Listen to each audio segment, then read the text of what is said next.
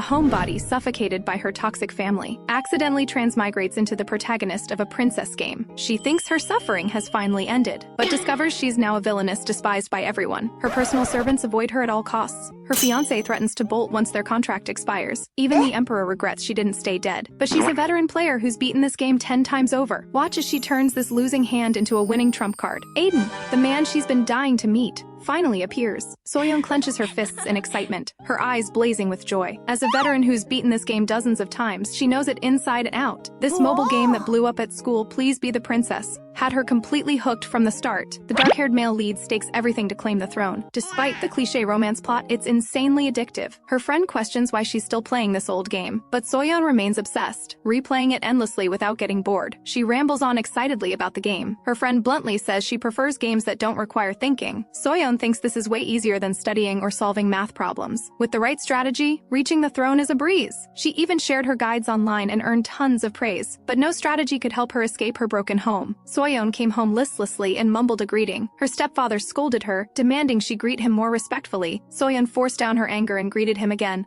only to be ordered to cook dinner. She resented it deeply. Jinwoo, this so-called father, she never accepted him. Years ago, her mom suddenly brought him home and forced her to call him father. Shortly after, her mom passed away from lung cancer due to smoking. This so-called father actually played cards with guests at the funeral. After finishing the meal, she got scolded for not stirring it properly. The gleaming rice cooker might be the only warmth in this house. In the game, she strolls through the garden with her fiancé. Their intimacy skyrockets, rewarding her 5,000 coins. So much this time, is the game rewarding her patience? Her alcoholic stepfather only buys booze, never giving her any allowance. She has to sell her friend's trendy merchandise just to scrape together enough money. A maintenance notice suddenly pops up, sending Soyeon into a panic. 2 hours without the game, she anxiously runs her fingers through her hair. Her stepfather's yelling suddenly erupts, ordering her to wash the dishes. Soyeon's temper flares as she argues back that she cooked and needs rest. Her stepfather explodes in rage, shouting that she's done nothing to deserve rest. Violent pounding echoes at the door, but it doesn't budge an inch. The only good thing about this place is this sturdy door. Soyeon knows she'll end up washing dishes anyway. What a waste of energy. Fighting back tears, she tells herself not to cry. It's not the first time. She can't help wondering if her stepfather would be better if he didn't drink. Before she knows it, she falls asleep. Soyeon jolts awake and frantically checks the time. Oh no, it's already 11! She hasn't done today's game tasks. Her stomach growls loudly. She decides to change clothes and grab something to eat. On her way out, she finds her stepfather drunk again. She sneaks money from his wallet. At the convenience store, she feels at ease. This is a piece of cake. By the time she finishes checking out, it's already midnight. Panic rises in her chest. How did time fly so fast? She needs to get home now, but her hands are still glued to her phone, focused on the daily check-in task. To save time, she rushes into the crosswalk, ignoring the red light. A blinding light strikes, accompanied by the screech of brakes. Soyeon feels her body go weightless. Her vision lingers on Lucas's wedding in the game. Cherry blossoms fall. Everyone celebrates. This is the ending she's replayed countless times. She'll never see it again. She silently bids farewell to them all. When she opens her eyes again, she hears someone gasp. Princess? Those two words snap her back to reality. The person in front of her is actually Ella, the princess's most trusted servant in the game. Soyeon is completely dumbfounded. Ella frantically shouts for someone to come, shocked that the princess is still alive. Soyeon catches the key detail. Did she die before? She pinches herself and yelps in pain. Her awareness sharpens. Yesterday she was hit by a car crossing the street, and then she woke up here. She's going to live here for the rest of her life. Soyeon's heart soars with joy. She never dreamed she'd be reborn, and reborn in her favorite game, Please Be the Princess. She's now Princess Cecilia de Evenheart. Ella rubs her face in disbelief that Cecilia has come back from the dead. The doctor said her heart had stopped beating. Everyone even put on mourning clothes. The servants whisper among themselves. Maybe it wasn't poison, just something to make her pass out, but she was deathly pale. Someone suggests they wait for the doctor to reveal the truth. Someone sighs quietly, thinking they'd finally be freed from that dark abyss. Soyeon still can't quite believe it. She hesitantly asks Ella to slap her. Ella bursts into tears, asking what crime she's going to pin on her now. Soyeon can't believe she's talking about her. She's utterly confused. She sobs that Cecilia always bullies her, and just yesterday publicly accused her of poisoning, and now she wants her to hit the princess. It's terrifying. Soyeon is completely stunned. Bullying? Poisoning? She's shocked. The kind princess from the game actually bullied Ella? At that moment, a figure rushes in. His face is filled with worry, immediately searching for Cecilia. It's Aiden West, the radiant second male lead who always protects Cecilia. Seeing her favorite character, Soyeon's face flushes. He pulls her tightly into his embrace, like holding a recovered treasure. Soyeon feels breathless in his arms, her heart racing out of control. A moment later, Aiden restrains himself and releases her, awkwardly apologizing for his rudeness. He sternly scolds the servants around her for spreading false news when she's clearly alive. Seeing her deathly pale, He thought she'd never wake up. At this moment, Soyeon finally confirms that Cecilia truly died. Cecilia de Evenhart died from poison, and she, Lee Soyeon, died in a car accident. Without a phone or computer, she has no way of knowing what happened in her old world. Aiden worriedly asks about her condition, sending her into a panic. What should she do? Right, imitate Cecilia from the game. She smiles gently as she remembers and says she's fine, calling Aiden brother. Aiden looks horrified and immediately orders someone to fetch the doctor. The servants quickly respond. He's relieved she's safe and glad they didn't announce her death widely. He tells her to rest well and not be too harsh on those 3 people. Soyeon lowers her head, amazed that this is the real Aiden, and this room. She looks around, taking it all in. None of this is the hell she used to live in. She's truly become Cecilia de Evenhart. But what stage of the game is this? She has no clue. According to the plot, besides Aiden, there are those 3 people, and the most difficult one, her fiancé. A servant carefully suggests she sit and rest. She hurriedly agrees but almost says the wrong thing. Watching servants older than her show such deference makes her feel awkward. Everything felt so natural in the game, and the Cecilia she remembers seems different from the one everyone else knows. The kind Cecilia in the game. Wasn't she a beautiful princess? Why is everyone here avoiding her gaze? Soyeon forces herself to speak, but the servants look terrified the moment she opens her mouth. Everyone acts as if facing a great enemy. Helplessly, she speaks in a way opposite to the princess she remembers. She orders them to bring her tea. Seeing everyone go quiet, she wonders if she said something wrong. She's about to explain, but the servants act like they've been startled and rush off to prepare it. Soyeon feels awkward. Is this okay? The servants can't believe she didn't mess with them. No cockroaches in the tea, no hot tea thrown in their faces. Someone anxiously wonders if she's waiting for an even worse moment, but Soyeon is simply amazed by the tea. Suddenly there's a knock at the door. Aiden enters, followed by another person. Seeing that person's face, Soyeon feels a bit afraid. She recognizes him immediately. The game's final boss, Emperor Maximilian. To beat him, she battled him countless times in the game. The Emperor mocks that her heart stopped yet she's healthy, with zero concern in his tone. Soyeon sees right through him. He's not genuinely worried about her. In the game, he desperately clung to power yet still earned everyone's love. But to her, he's the villain. She reminds herself to follow the game's plot. She bows respectfully and tells the Emperor, "As you can see, I'm still alive and well." The moment she finishes, silence falls. Everyone looks at her like she's a monster. She panics. Did she do something wrong again? The Emperor suddenly calls out to Cecilia. She nervously responds immediately. The Emperor mocks that crossing death's door has made her more sensible. Soyeon's heart leaps into her throat, but she hears the Emperor tell her to keep it up. He even says she only learned filial piety after taking that poison. He threatens to buy her more, completely ignoring that she just narrowly escaped death. His harsh laughter echoes through the hall. Soyeon feels utterly chilled. His child just came back from death's door, and he makes such a cruel joke. Aiden can't help but speak up, emphasizing that the princess surviving is a joyous occasion. The Emperor asks Aiden when he ever said it wasn't. Aiden forces himself to continue, admitting the princess's usual behavior is improper. But the Emperor's words just now were too much. The Emperor gives a dismissive hum. Then he cheerfully mentions saving funeral costs and leaves laughing. Soyeon curses him as a rude jerk, but Aiden stops her. Aiden comforts her, saying His Majesty was in the wrong, and praises her for actually greeting the Emperor properly. Soyeon looks stunned. She was that disrespectful before? Aiden wonders when she let down her guard and started following etiquette. Soyeon doesn't answer, puzzled how the polite princess from the game illustrations is like 2 different people, but the Cecilia in her memory was clearly a kind child. The sense of wrongness suddenly becomes clear, making her heart sink. She recalls the 3 servants watching her face closely, eyes full of wariness, and Aiden worrying her brain is damaged, looking shocked. Everyone is frightened by her politeness. Soyeon can't believe it. A terrible thought surfaces. Could it be Cecilia is actually a villainess feared by everyone? She completely breaks down. This doesn't match the character she knows at all. Aiden worriedly calls out to Cecilia, but she's immersed in despair. Kindness is supposed to be the protagonist's defining trait. That's how you reach the throne. What attracted her initially was the golden-haired princess in the game's cover art, beautiful and intelligent. She loved Cecilia's kind charm and decisive actions. In the end, she became empress because of her kindness and wisdom. But the reality is Cecilia is a villainess. Aiden worriedly asks about her condition. Thinking of Cecilia's past actions, she's determined not to ignore them. Soyeon turns to the servants and solemnly announces she's the reborn Cecilia. From today on, she will treat them well. The servants are terrified, secretly wondering if she's going to kill them and replace them. Soyeon knows that to survive as Cecilia, she must first uncover the truth about her death. Regarding Cecilia's death, the servants are vague about the past, only saying she died from poison. She learns it was a delayed action poison but can't figure out how it was administered. And Cecilia always made servants taste test first. So how did she still get poisoned? Someone says she was poisoned in her bedroom, speculating speculating suicide. Soyeon refuses to believe it, but Cecilia is a villainess. She doesn't really know her, so suicide is possible. She starts suspecting the culprit. The first person that comes to mind is the Emperor. Cecilia is about to become Empress. Without this obstacle of poisoning, thinking of the word obstacle, she suddenly remembers someone. The one constantly picking fights to seize the throne, Cecilia's brother. Soyeon ponders how best to expose his crimes. A voice suddenly calls from behind, making her whole body tremble. She turns around to find her most wanted to meet fiancé, Lucas. He's not only Cecilia's fiancé but also the Empire's mage. Lucas calmly says he heard she lost all her memories. He asks if she forgot their contract. Soyeon's mind goes blank. She has no memory of any contract. She recalls the game's plot. They were partners in a political marriage. The kind Cecilia accepted nervously and eventually fell in love with him. Could the contract Lucas mentioned be this political marriage? Seeing she forgot, Lucas sighs and reiterates the contract. He makes it clear he'll only play along until she ascends the throne. Being a princess is 100 times more exhausting than playing mobile games. Games only require tapping. She never worked this hard in school. Real life is truly draining. After the morning walk comes breakfast. Sword theory lessons followed by practice. The schedule is packed tight.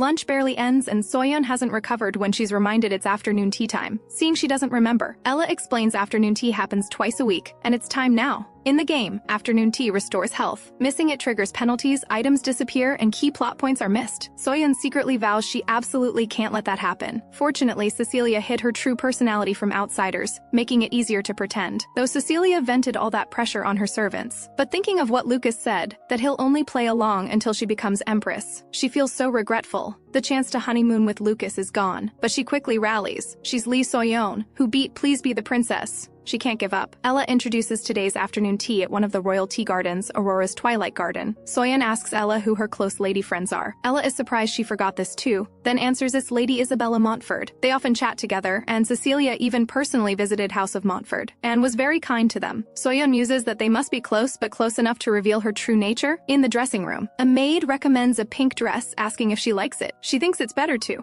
choose something matching Aurora's Twilight Garden's atmosphere. Hearing this, Ella suggests a green dress. Watching the unusually quiet Cecilia, she feels uneasy and frightened inside. While changing, a hairpin falls. Soyeon picks it up and casually asks if it suits her. She puts the hairpin in her hair, awaiting their response. All the maids around turn deathly pale, not daring to respond. The air freezes. Ella quickly intervenes, saying the hairpin suits her perfectly. Soyeon feels awkward. She was just asking casually. She doesn't want to always ask Ella. She wants to hear others' opinions too. Ella helplessly explains that servants in charge of royal clothing and food cannot speak. To prevent them from revealing royal secrets, their tongues were cut out. The current king, Maximilian, upholds ancestral law. Soyeon's worldview is violently shaken. She can't believe such human rights violations exist. She recalls Ella and Felix managing the bedroom. Were they just lucky not to have their tongues cut? They're so close they could be silenced at any moment. But secrets can't be kept this way. Just like her stepfather once let slip in a dream that her mother ran away secretly. There's no need to go as far as cutting tongues. Soyeon secretly resolves to make these people understand this is wrong. She'll use her own methods to slowly change this country. She's determined to overthrow Maximilian and become the most excellent and benevolent ruler. Before she can think more, Ella reminds her it's afternoon tea time. Upon arriving at the garden, she sees a familiar figure approaching. Isabella greets her warmly, saying it's been so long and she's been looking forward to seeing her. Soyeon panics inside, forcing herself to respond vaguely. She asks what they're talking about. Isabella and the other ladies discuss new fabrics arriving at the palace, praising their excellent quality. Soyeon is incredibly nervous, constantly telling herself to read the room if she doesn't understand. Just get through it. But after chatting for a while, Soyeon still hasn't figured out Isabella's true nature. Just as the atmosphere seems pleasant, Isabella suddenly suggests talking privately. Soyeon is scared out of her wits. She can't leave Ella. Before she can refuse, she's pulled away. She's filled with dread. If Isabella discovers she's not the real Cecilia, it's over. Isabella says seriously that she has something important to say. She wonders what Isabella will say. Fabrics, magic, or something else. Isabella turns around with a mysterious smile. Cecilia, I know your true face, Isabella says mysteriously. That her true face is... Soyeon tenses up instantly, waiting for her next words. But Isabella unexpectedly changes course, playfully scolding her for being a villain who delivers birthday gifts late. She teasingly asks if she was scared, emphasizing again that she almost forgot her birthday gift. Still shaken, Soyeon complains that the joke was neither funny nor touching. Isabella teases that she's so serious. They've been doing this since they were 18, though less so as adults. She leans in close, complaining she's missed her. Soyeon guiltily explains she was too busy and forgot. She's now certain Isabella is Cecilia's trustworthy friend. Isabella pretends to be upset she's too busy, but seeing she prepared a gift, generously forgives her. Soyeon observes quietly, and notices Isabella doesn't bully staff like Cecilia did. A young lady nervously approaches, stammering as she speaks to the princess. She respectfully explains this is precious tea house Diana acquired from foreign merchants, and wants to offer it to her. Soyeon's eyes light up with anticipation, but after tasting it, she's slightly disappointed. The so-called precious tea is just mint tea. She quickly adjusts her expression, politely praises its great taste, and thanks Diana. The other ladies tease Diana for looking so happy after being praised. Diana shyly denies it, but they persist, teasing that Diana is the princess's #1 fan. Soyeon is shocked inside. She's actually Cecilia's fan. They gossip privately, complaining Prince Victor's fans lack manners, while the princess's fans are all shy, sweet girls. Someone adds that last month the palace received so many flower bouquets they couldn't close the gates. Prince Victor is equally popular. Last month he received so many flowers they nearly thought they were being bombed. Soyeon silently analyzes Victor, Cecilia's brother. He's not only handsome but manages his image thoroughly. It'd be strange if he didn't have fans. But Soyeon knows this is just a carefully crafted facade. Only she and the original Cecilia know his dark nature. She'll never treat people as deceitfully as Victor does. Soyeon sincerely tells Diana she feels guilty for not doing more for her. Diana is flattered. She states it's only right to treat those who care about her sincerely, and promises to bring Diana a gift next time. Soyeon's fighting spirit ignites. She's convinced sincerity will win hearts and help her claim the throne. Fired up, she asks about the next task. Ella tells her it's going to the study. To make up for discussion time, study hours were extended. Ella points the way, asking her to head to the study. Hearing study, Soyeon's eyes light up. She considerately tells Ella and Aiden, who've been busy all day, to rest. In reality, she's thrilled inside. This is the massive library from the game. She gapes at the enormous library before her, somewhat awestruck. Soyeon suddenly recalls staying up late researching for in-game exams. Her friend complained that if she studied this hard in real life, she'd have gotten into a top university. Meanwhile, Victor learns Cecilia is alive and scoffs that she's full of energy despite being poisoned. He can't help thinking the deadly poison should have seriously damaged her body. Victor's eyes darken. This sister is definitely a monster. His subordinate reassures him the poisoning incident has quietly concluded, but Victor doesn't think so. He asks if anyone suspects him. His subordinate reports truthfully there are no rumors in the palace, nor any suspicions. Victor smiles faintly, dismissing his subordinate and acknowledging his hard work. The subordinate freezes for a second. He bows respectfully and exits, leaving Victor alone to ponder. Victor's expression darkens. He states the assassination plan was too foolish, which is why it failed. If he had planned it, it would have been far more thorough. He won't give her another chance to come back. Victor grits his teeth in hatred, secretly resolving to eliminate Cecilia completely. He scoffs. The method was wrong from the start. Poisoning is too obvious and leaves evidence. Now that the poisoning failed, he must delay further action. He recalls Cecilia once provoked him with a political marriage, which could double the nobles supporting her. She's ambitious, believing everyone will become her allies, which is most disadvantageous to Victor. Victor steals his resolve. He must appear even more perfect. He believes in a cruel truth. Kind people rarely live long. Even his biological father and sister might want to kill him. The palace is a battlefield of life and death. He'll pay any price to survive. Victor makes a vow. Even if he must use any means necessary, he'll claim the throne. Ella hands her a detailed palace map and schedule, worriedly reminding her the palace is enormous. Soyeon just smiles. She's already memorized it overnight, though it took considerable effort. She secretly resolves to figure out what contract Lucas and Cecilia made. This play only lasts until you become Empress. Lucas's words still linger in her ears. To ascend smoothly besides her current allies, she must secure more support. But Lucas's stance remains unclear. She must confirm whether he's friend or foe. But before finding Lucas, she must first pull Aiden into her camp. Aiden West, as her guard knight, practically follows her 24 hours a day. This was his loyalty setting in the game, and it remains. Seeing Cecilia appear, Aiden looks surprised. He awkwardly asks why she suddenly appeared at the training grounds. Soyeon looks at Aiden, feeling a bit shy. She suddenly remembers her purpose. She asks him to pause sword practice, saying she has something to tell him. Hearing her call him brother, Aiden shivers. Soyeon feels awkward. Is it that scary? He suggests it's inconvenient to talk standing, and they should sit and discuss. Soyeon immediately sits down, so quickly it surprises him. She asks if it's safe here. Aiden informs her he set up a barrier. Unauthorized people will trigger an alarm. Aiden muses she seems to have completely lost her memory. Soyeon quickly clarifies she just forgot some details. When Aiden asks what she remembers, she stammers about having a father, a brother, a fiancé, and good friends at afternoon tea. After speaking, she quickly changes the subject, saying she has something to say and doesn't want to beat around the bush. She directly asks Aiden if he'll help her unconditionally no matter what she does. Aiden responds without hesitation. Though he's only been a guard for 3 years, his loyalty has never wavered. Hearing this, she immediately strikes while the iron's hot, earnestly asking Aiden to help her become empress. She solemnly promises she'll be the kindest empress in the world. Aiden looks surprised. Did the princess gain new resolve after walking back from death's door? Seeing this, she urgently emphasizes she's serious and swears she's changed her villainous nature. Aiden mulls over her words. Soyeon can't help complaining she's that untrustworthy. He hesitates before speaking. Over the past 5 years, you've always said you'd become kind, that you'd change completely. Soyeon nervously asks what happened after. Aiden recalls she only lasted 2 weeks after her last promise before continuing to put lizards in staff tea. And because she was unhappy with her hairstyle, she cut off a hairstylist's fingers. And there was a maid who helped with her eyebrows. Soyeon's scalp tingles as she listens. She hastily interrupts, repeatedly saying she understands. Aiden says he tried to stop her many times, but she was consistent. Soyeon's face flushes as she emphasizes she truly won't do that again. She pleads with Aiden in a beseeching tone to feel her sincerity. She's already changed. No more lizards, no more hurting people. She solemnly states she'll treat people sincerely from now on, and hopes Aiden will continue to believe in her. Aiden can't control his racing heart and quickly agrees. He just doesn't know how to help her. Soyeon is overjoyed to hear this, thanking him repeatedly and promising she'll never forget his kindness. She urges him to always stay by her side and support her. Aiden's heart won't stop racing. He shyly agrees. After securing Aiden, she immediately turns her attention to her fiancé Lucas. Unlike the athletic Aiden, Lucas is always focused on experiments in his lab. Lucas says sarcastically he didn't expect the princess to visit this humble place. She laughs awkwardly to smooth things over, saying it's not too late to be interested in his lab now. She complains inwardly that Cecilia and Lucas get along far worse than in the game. She awkwardly makes conversation.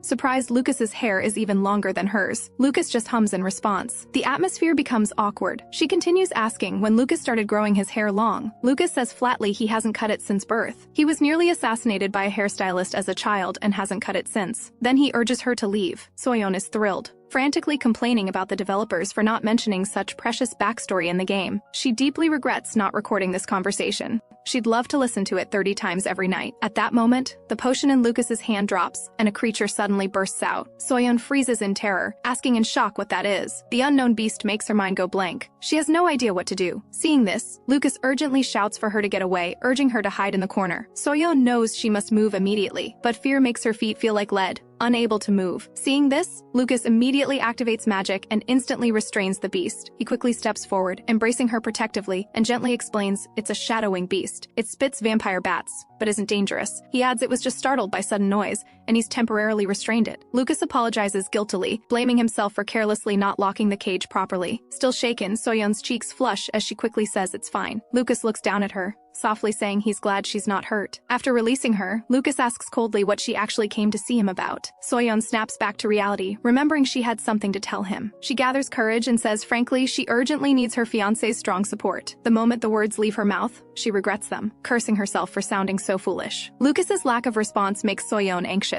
However dense he is, he shouldn't be this cold to Princess Cecilia. She hastily adds that they have a contract, and getting along doesn't violate it. She guarantees that as long as Lucas helps, she won't let him suffer any loss. Lucas falls silent for a moment before agreeing, believing Cecilia must also hate being described as a rabbit. A hunted rabbit is a palace metaphor, implying someone who only flees in power struggles. Cowardly, like a rabbit. Soyeon thinks to herself that both she and Cecilia are not rabbits, but humans. Lucas says politely that since it's the princess's order, he must obey. Soyeon is secretly pleased. Lucas has magic and alchemy, and his family can be elevated to count through marriage. Perfect. Leaving the lab, she encourages herself. She just needs to slowly get closer to Lucas. After that, Soyeon runs herself ragged, juggling complex affairs while investigating the poisoning culprit. Fortunately, she finally has a lead. She confirms the poison was deadly shadow viper venom, which can be used in alchemy. This venom is precious and hard to obtain. Soyeon wonders where the culprit got it. At this time, the Eldoria Empire is in summer, and the most anticipated event is the palace's upcoming 5-day Starlight Festival. Nobles release giant sky lanterns together, as if sending stars into the night sky. There are also 4 consecutive days of fireworks displays, personally designed by nobles. Designing fireworks and lantern patterns is a core task in Please Be the Princess. If the design scores high, you can unlock exclusive illustrations of alone time with Lucas. If the score is low, it triggers a storyline with Aiden.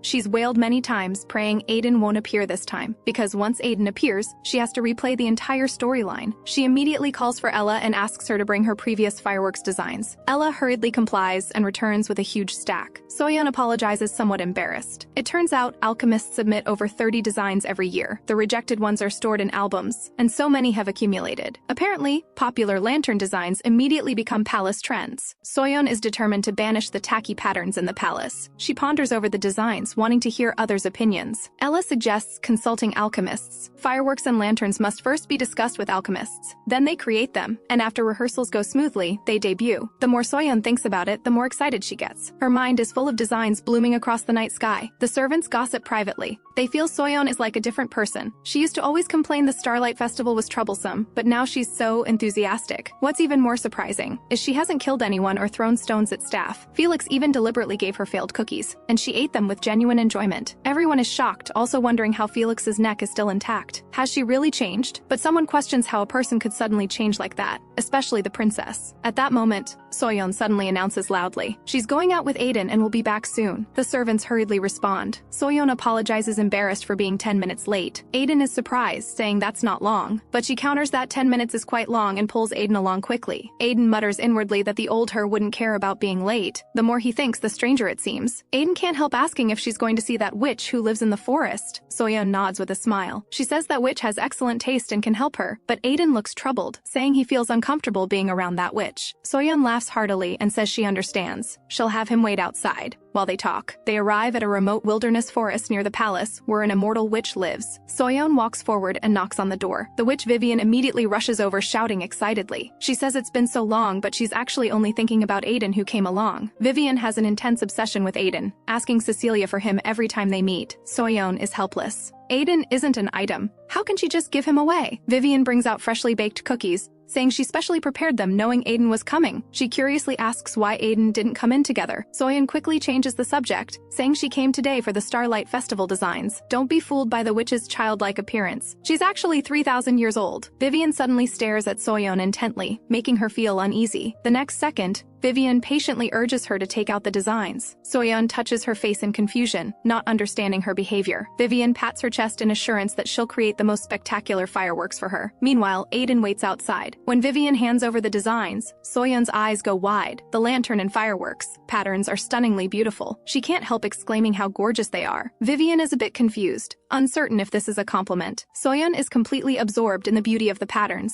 her mind full of how they'll look. She immediately arranges for production, requesting the lanterns faithfully recreate the design, blooming floral totems paired with the Empire's signature purple bird. Vivian barely mentions payment before Soyeon firmly interrupts. Aiden is off limits. The dejected Vivian apparently doesn't want monetary compensation. She just says they'll talk later and heads back. She's full of anticipation, wanting all eyes to be on Cecilia. Aiden sees she seems very satisfied. Soyeon nods vigorously. The finished product is even more beautiful than imagined. She turns to look at Aiden and notices he seems somewhat distracted. Soyeon asks worriedly if he's okay, and Aiden immediately responds that he's fine. Yet he's confused inside. Why? Does he keep feeling his heart race around Cecilia lately? This never happened before. Soyeon suddenly asks about his plans for the day after tomorrow. Aiden answers he's going to the training grounds, having completely forgotten about the festival. She grumbles that he's an idiot, and urges Aiden to put work aside and do something he's always wanted to do during the festival. Aiden looks troubled, saying his job is to protect her, but Soyeon won't take no for an answer, ordering Aiden to rest properly and have fun at the festival. She also tells him to feast to his heart's content and enjoy himself thoroughly on festival day. When she played the game before, this kind of scene appeared as an illustration, but Aiden insists on staying by her side, saying that watching her fireworks is the best rest he could ask for. These words pleased Soyeon, and she can't bring herself to say more. She can only pat her chest confidently and guarantee that her fireworks and sky lanterns will be absolutely perfect and worth looking forward to. The first day of the festival finally arrives. With the emperor busy with affairs, the festival is left to Princess Cecilia and Prince Victor. Soyeon handles equipment procurement and item preparation, while Victor only picks tasks beneficial to himself, focused solely on building connections. With nothing to do, Soyeon can only hide in a corner eavesdropping on noble ladies' gossip. A game illustration suddenly flashes through her mind, failing to become emperor, ultimately marrying into a baron's family. Caring too much about what the noble ladies said, she ended up with a declining fate. Aiden notices her exhaustion and asks if she needs a drink. Soyeon shakes her head in refusal, yet her gaze can't help searching everywhere for Victor, but she never finds him. He suggests changing locations to avoid getting upset from hearing gossip. Just then, the banquet is finally about to officially begin. The emperor announces that Eldoria's 5 consecutive days of festivities are about to begin. He hopes everyone enjoys themselves, with fireworks and sky lanterns adorning the night sky. Soyeon looks up with a shocked expression. She finally finds Victor. She never expected he'd be sitting on the platform platform alongside the Emperor. Soyeon seethes with rage. How is he up there? She immediately grabs Aiden and wants to leave this place. She keeps complaining about that awful jerk, taking all the credit for himself, and that sinister smile just now is utterly infuriating. After just a few steps, she runs into Lucas. She can't help gasping in admiration. Usually dressed in black, today he's in pure white, breathtakingly handsome. Seeing this, Aiden tactfully excuses himself, leaving the two alone. Before Soyeon can react, Aiden is already gone. Only when music starts playing around them does Soyeon belatedly realize. Festival tradition dictates the princess dances the first dance with her fiancé. She instantly panics. She never danced with boys even in high school. Combined with this cheesy background music, it makes her want to flee on the spot. Lucas looks puzzled, asking why she's crying and if she feels unwell. Hearing this, she considers the possibility of pretending to be sick and slipping away, but ultimately concludes there's no escape. Soyeon's voice trembles with nervousness, as she admits she's nervous and worried about stepping on Lucas's feet. Unexpectedly, Lucas shows a gentle smile after hearing this. Watching him, Soyeon's heart skips a beat. She can hardly believe it. Lucas actually smiled. Lucas extends his hand toward her, and she can't help marveling at how someone can be this handsome. She can't help complaining about the unfairness of the gods. Lucas's looks are just unfairly perfect. She gazes at Lucas's face with intense focus. Is this the charm of the male lead? Though her dancing is terribly awkward, Lucas skillfully leads her. Following his rhythms, Soyeon gradually finds her groove. Lucas's initially cold expression also gradually melts during the dance. Suddenly she feels a sharp pain from her ankle, and Soyeon cries out instinctively. Seeing this, Aiden urgently calls out Cecilia's name and rushes forward to check. He asks about her condition, and Soyeon responds vaguely while enduring the pain. She can't help complaining that her heels are rubbing badly and hurting terribly. Aiden is relieved she's not sprained, and immediately goes to get comfortable shoes for her. Watching his retreating figure, Soyeon silently chuckles that he's like an obedient puppy. Suddenly remembering Lucas, Soyeon exclaims that she completely forgot about him. She apologizes somewhat guiltily, saying they were enjoying the dance when it suddenly stopped, and when she looks back no one is around. Suddenly she remembers, after the dance should be the fireworks display time. Her perfect fireworks will finally debut. Aiden will take a while to return, so she decides to head to the launch site. She can't miss the fireworks show because of a pair of shoes. At this moment, a noble lady wonders if the weather looks rather bad. The person beside her agrees, saying they haven't heard about rain. Someone exclaims that there seemed to be an eye in the clouds just now. Everyone looks up at that spot in confusion. Just then, a monster suddenly appears, and screams erupt one after another. Soyeon furrows her brow. She seems to have seen this monster before. She struggles to recall which event it's from. Finally, she remembers.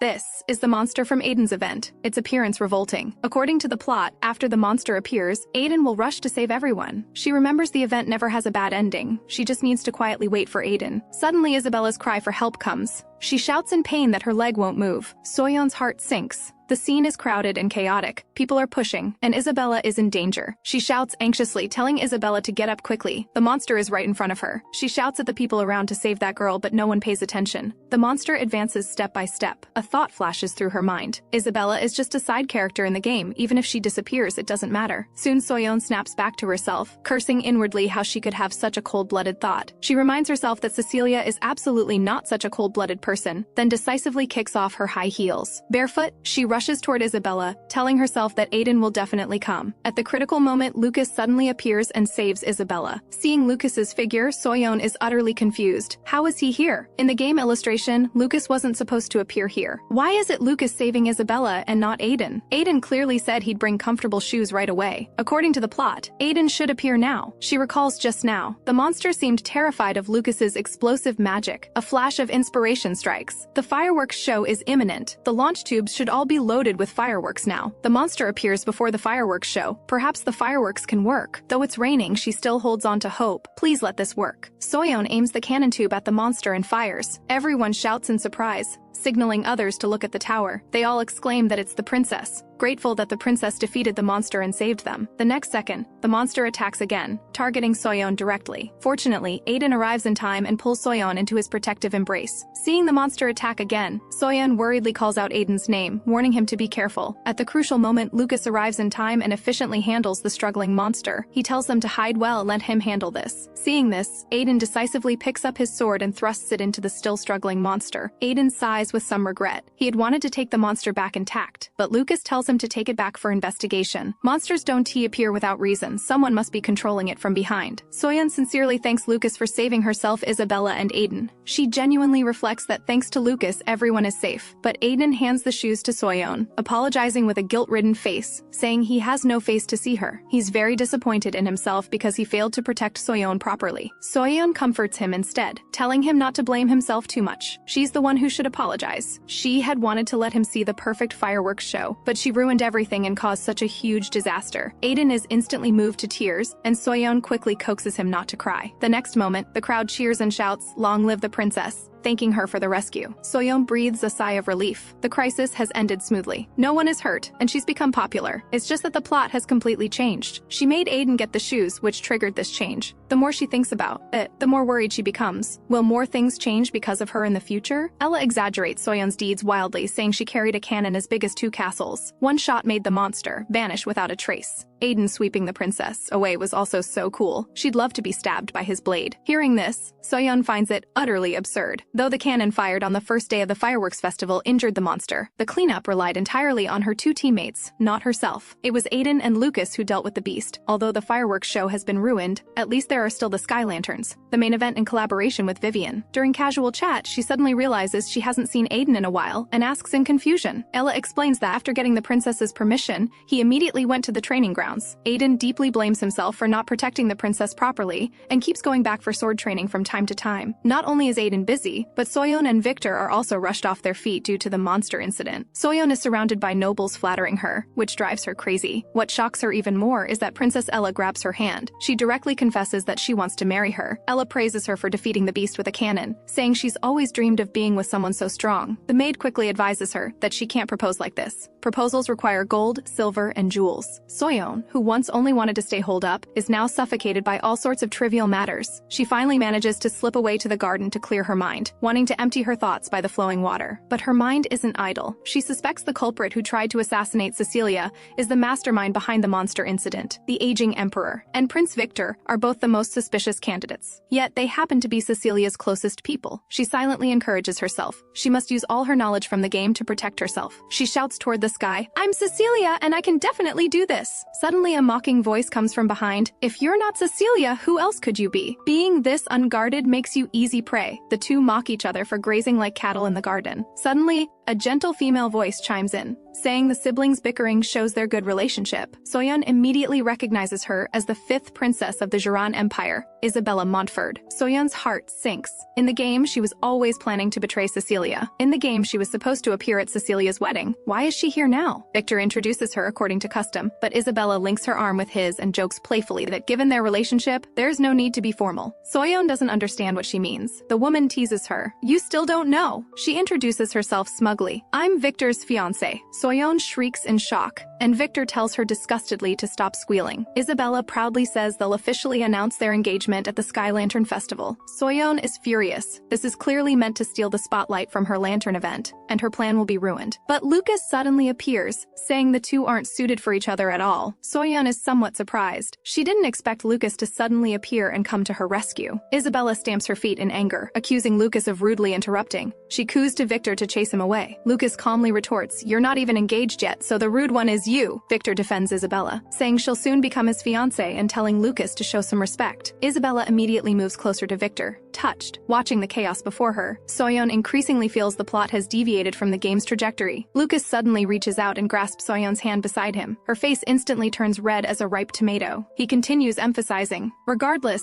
Isabella is not your fiancé at this moment." Then he issues an eviction notice. "This is a place for engaged couples to share affection. Please leave. You're not officially engaged yet. It wouldn't be good if you saw something too stimulating." Victor is furious, gritting his teeth as he calls out Lucas's name, then storms off. Isabella hurries after him, asking him to wait for her. Just as she breathes a sigh of relief, Lucas's serious tone makes her shudder. Lucas sternly warns her not to be so unguarded. This makes her an easy target for fatal danger. Soyeon defends herself, saying Aiden is just temporarily not around and she knows to be careful. But Lucas gets even angrier. "If you know, then be even more careful." He also says that if she forgets their agreement, it'll trouble him greatly. Only if she becomes emperor does their contract have meaning. His help in getting her out of trouble has limits. Lucas's tone takes on impatience. Soyeon quickly promises to be careful, though her heart pounds uncontrollably. She reminds herself to pull it it together. She forces herself to calm down and suddenly remembers the important matter, asking Lucas to help investigate Victor. Facing Lucas's objection, she emphasizes they signed a contract and should cooperate before marriage. Lucas hesitates but ultimately agrees to try. Soyeon mutters to herself. Victor isn't even captivated by Cecilia's appearance. She gathers her courage, looks up at Lucas, and invites him to her room later. Will this make the route easier? Soyeon rushes back to her room, clutching her strategy notes full of anticipation. This is the ultimate strategy guide called Please Be the Princess. This is the strategy collection she compiled by draining all her memories and staying up late. Though some parts are unclear, she's fearless. Lucas enters with a disgusted look, complaining that she called him here just to watch a weird physical performance. Soyeon is startled as Lucas suddenly snatches the notebook. He flips through the notebook, in confusion, wondering what on earth she's drawing. Soyeon frantically calls for him to stop. How can Lucas just casually read a lady's notebook? It's too much! Oh no, what he's seeing is the heart-fluttering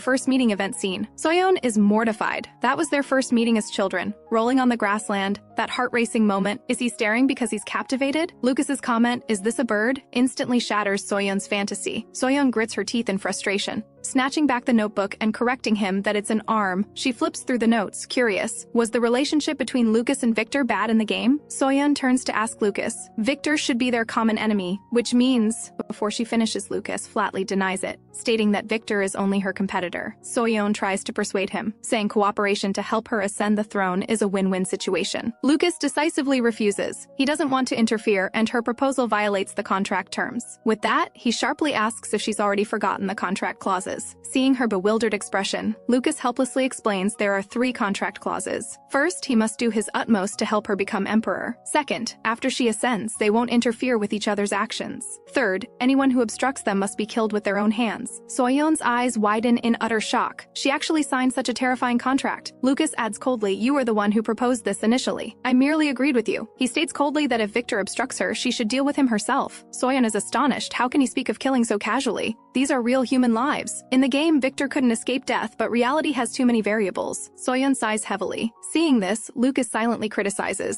Her mind has grown increasingly abnormal since the poisoning. She used to be so decisive. Lucas suggests the contract might change later, but Soyeon suddenly interrupts, saying she still has 12 ships. She really can't bring herself to kill, so she can only ask Lucas for help. At this moment, as long as she shows him her sky lanterns, he definitely won't show a disappointed expression. So she smiles and praises Lucas as the perfect fiancé, while Lucas confirms in his mind that she's abnormal. When the sky lanterns arrive, workers handle them carefully, afraid they'll topple over. Soyeon gasps when she sees the lanterns. They're enormous! Vivian proudly introduces it as her and Soyeon's masterpiece of the century. Soyeon is dumbfounded. That's actually her lantern. She's full of worry. Can such a huge lantern really rise? Vivian is confident it can fly, but Soyeon anxiously responds, even if it can fly, it has to be able to lift off first. Vivian is immensely proud. She demanded to make the most outstanding sky lantern in the world. Then it certainly has to be extremely large. Soyeon doesn't know whether to laugh or cry. This surprise is way too big. Vivian thoughtfully suggests that if she's not satisfied, there are backup lanterns to choose from. The festival officially begins. The emperor gives a speech hoping everyone will forget their troubles and enjoy the day. Soyeon secretly regrets it. She should have just made something small and ordinary. Staff members come to urge that they need to prepare to start. Soyeon quickly responds and rushes to prepare. Everyone gasps in amazement when they see Soyeon's sky lantern. Someone whispers, "Isn't this lantern a bit too big?" But another denies it, saying the visual impact of this lantern is truly stunning. The emperor looks at Soyeon's lantern with disgust on his face. He grumbles about what trick Soyeon is pulling now. The person beside him thinks this lantern will definitely become a hot topic. Seeing her prepared lantern so well received, Soyeon's confidence soars. She prepares to start the next phase of the display. Aiden suddenly calls out to her, and Soyeon runs over excitedly. Soyeon shouts triumphantly about the great success. Aiden responds gently that the lantern looks spectacular even from a distance. Soyeon instinctively lifts her head, asking Aiden to praise her quickly. Aiden watches her with eyes closed, head tilted up waiting. He feels somewhat embarrassed, murmuring her name in shock. The next second, Soyeon suddenly realizes what she's doing, her cheeks instantly flushing bright red. How did she suddenly recreate a game scene? That's so stupid, thinking of the interactions. In the game, she unconsciously acted them out. Soyeon hurriedly makes an excuse, saying she has something to do and must leave first. Aiden softly agrees,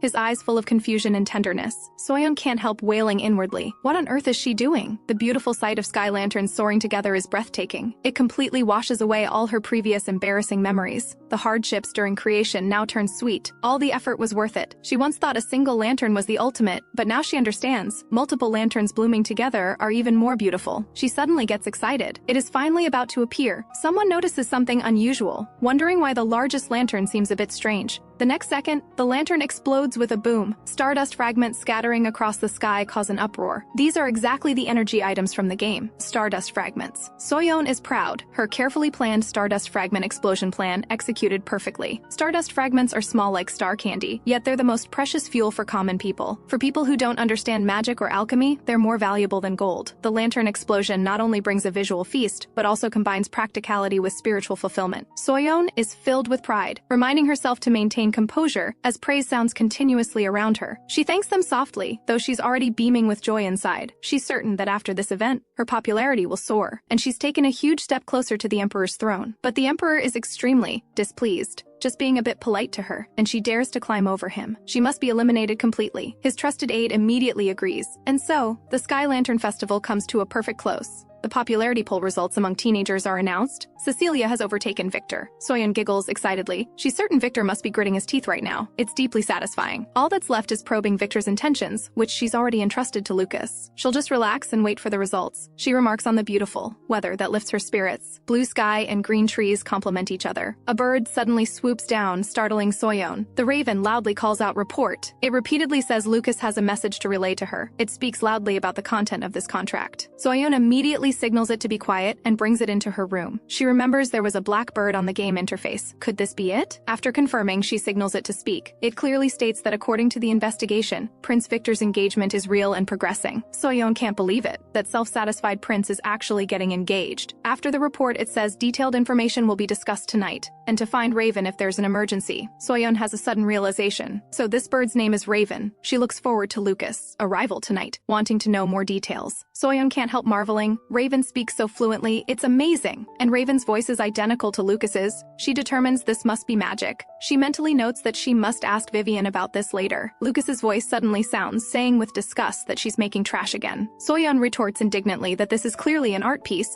but doesn't forget to instruct Ella to prepare tea. Lucas explains they haven't yet determined the fifth princess's stance, but the engagement probably isn't just talk. Soyeon secretly speculates, could Victor be rushing to get engaged because he's wary of her? But she's certain Victor doesn't truly love Isabella Montfort. She must figure out the reason. Lucas adds that Victor plans to cooperate with the Gate family to expand his influence. The capital construction project has also officially started under Victor's command, with frequent activity. Soyeon's head spins. She finds the capital project too complex and sets it aside for now, thanking Lucas. But Lucas says he has one more thing. He wants to modify the contract terms. Soyeon's heart tightens, thinking of the 3 items he mentioned a few days ago. She wants to ask why, but she can think of at least 100 reasons herself. Soyeon hurriedly apologizes, thinking she's asked too much of him and made him unhappy. But Lucas bluntly states he wants the contract changed to prohibit physical contact except in public situations. He says without hiding his distaste that he doesn't want to touch her body at all, except when necessary. Soyeon is thunderstruck. She can't believe he doesn't want to touch her at all. She angrily stands up to demand why, but then suddenly realizes she's too agitated and makes an excuse that this will worry people and the staff will notice. She roars inwardly, "What era is this? Doesn't he realize he's the male lead?" But Lucas is dead serious, saying it's ridiculous that gossip would affect their relationship, and that excessive emotions will lower her character. He advises her to restrain herself. After speaking, he says he'll investigate the beast incident fragments and will leave the palace for a while, telling her not to look for him. Soyeon is stunned. She didn't expect him to leave so soon. Before she can finish speaking, the door closes. She grits her teeth in anger. She's Cecilia, who could be the epitome of a villainess. The Cecilia of the past would drag Aiden along to bully other children. This was the personality of the Cecilia he originally knew. But since the Empress passed away, he hadn't seen Cecilia show such a brilliant smile again. After losing her mother, Cecilia's temperament changed drastically, venting her grief by hurting others. But even this Cecilia was a child he had to protect. Lost in thought, his sword is knocked away, and he hurriedly apologizes. His subordinate can't help complaining that he's been practicing too diligently lately and tells him to go easier. Aiden apologizes again, explaining his mind has been a bit chaotic lately. They're shocked and quickly ask if it's because of a woman. Hearing this, Aiden flushes and hastily denies it, urging them to train quickly. Soyeon is still troubled. Vivian actually wants 100 strands of Aiden's hair. Vivian teases that she's always clinging to Aiden, so this shouldn't be difficult for her. But Vivian acts coy with Soyeon, saying with just 100 strands of hair, she can do many things. Soyeon is on the verge of tears. She can't actually pluck them one by one. Suddenly a flash of inspiration strikes. Perhaps she can collect fallen hair from Aiden's clothes. As long as she gathers 100 strands, she won't have to do something as stupid as plucking hair. What happens after that is none of her concern. Aiden arrives after being summoned, wondering what she needs him for. Soyeon doesn't answer, just enthusiastically waves for him to sit down. Hearing this, Aiden is even more confused, not understanding why she wants him to sit here. Seeing her hand touch his hair, Aiden's eyes widen in shock. Soyeon quickly explains she's not doing anything weird and tells him to sit calmly. As the comb gently passes through, Aiden feels uneasy inside. Outside the door, Ella worries. Surely the princess isn't doing something weird with hair again? Looking at the collected hair, Soyeon stops with satisfaction. It's more than she imagined. She informs him that's enough for today. Combing too much at once is dangerous. Aiden asks warily what she wants to do. Soyeon quickly changes the subject, asking if his recent training has been going smoothly. Aiden says there's no problem, everything is proceeding as usual, but Soyeon sees through the pretense and asks what happened. Only then does Aiden say he's troubled by something involving the prince. He explains it's the Imperial Waterway Project, the river construction work. Hearing this, Soyeon recalls that Lucas seemed to mention this before. She can't help wondering, the Empire already has a great river. Why would they need to build another one? Aiden says he's not sure, but for this Victor has even mobilized Imperial forces, even taking his subordinates. So training has to be set aside for now. After hearing this, Soyeon burns with rage. She thinks it's utterly absurd that Victor took Aiden's subordinates and mobilized Imperial forces to build a river. Aiden smiles helplessly. After all, this is a project for the people's drinking water. Soyeon loudly questions how Aiden can believe him. That river hasn't dried up and has nothing to do with drinking water. This so-called drinking water project is just an excuse to build a private villa. It's shameless. She absolutely won't allow Victor to use military power for personal matters. She'll definitely make this project fall through. But as for how to do it specifically, she has no clue for the moment and can only think from scratch. She wonders if only she could send Victor away, but reality doesn't allow it. If this were a game, perhaps she could exploit progress glitches. Her eyes light up. If just one link goes wrong, the whole thing collapses.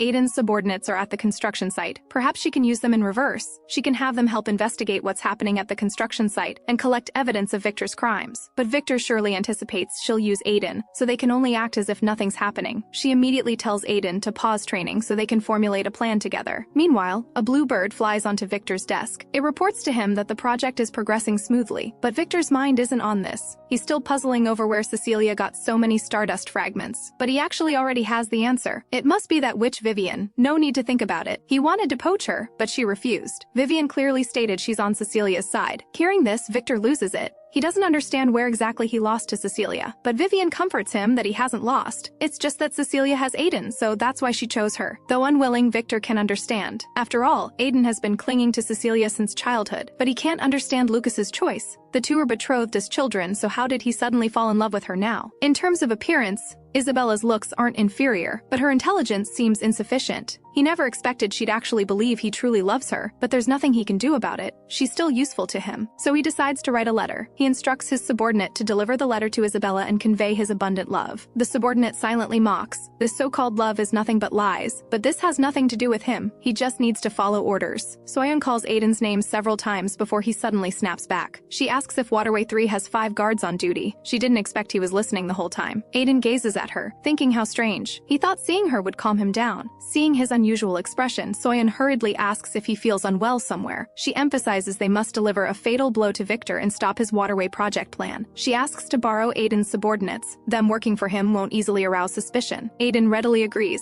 guaranteeing his subordinates are absolutely reliable and will definitely find intelligence. Soyeon is delighted and thanks him repeatedly, inviting Aiden to eat together. But Aiden gazes at her with flushed cheeks, marveling at how beautiful she is. The next moment, Soyeon accidentally falls into his arms. Aiden asks worriedly if she's okay. This sudden contact instantly reminds her of the back hug in the game. Soyeon's cheeks flush bright red. Butterflies flutter in her stomach as she secretly feels lucky. Immersed in shy emotions, she accidentally speaks out loud, and Aiden looks at her in confusion. Snapping back, she quickly covers up, saying she's fine. Though puzzled, Aiden doesn't press further. Soyeon is full of anticipation for lunch, eating luxurious cuisine for all 3 meals. Being reincarnated as a princess is too blissful. She heard that today's lunch was specially prepared to celebrate the Sky Lantern Festival, and Eliana also came to the banquet. Ever since she fell in the garden that festival day, she's been deeply in love with Lucas. As soon as Eliana sees Soyeon, she excitedly praises the lantern explosion idea. Soyeon laughs awkwardly in response, but feels guilty penalty inside for plagiarizing game content. Lunch begins, and she's already anticipating what the main course will be. She guesses it might be pork, chicken, or perhaps beef. When purple lobster is brought to the table, the chef explains that lobster turns red when cooked, but Soyeon's smile instantly freezes. Aiden notices her complexion doesn't look good, and Soyeon pretends nothing's wrong, but inside she remembers the scene when her mother first made lobster for her. She had been full of anticipation, but after one bite, she couldn't stop vomiting. Her face pale, she endures the discomfort and makes an excuse about her stomach feeling unwell to return to her room. Aiden watches full of confusion. She used to get excited seeing lobster. Back in her room, Soyeon can't help complaining. Just seeing lobster makes her want to vomit. She's deeply discouraged. She thought she'd already adapted. She didn't expect she still can't get used to this hair color and appearance. Her hair is gold deeper than lemon, Aiden's is shining silver, and Lucas's seems the most ordinary. At this moment, Felix and Ella knock on the door, asking if she's finished dining. They inform her they've received many fan letters. Soyeon looks at the mountain of gifts, unable to believe they're all in support of her. Felix picks up the letters to remind her there's also a pile of fan mail. Ella remarks that just organizing them took a long time. Soyeon suppresses her inner excitement, constantly reminding herself she's Cecilia now. On the other side,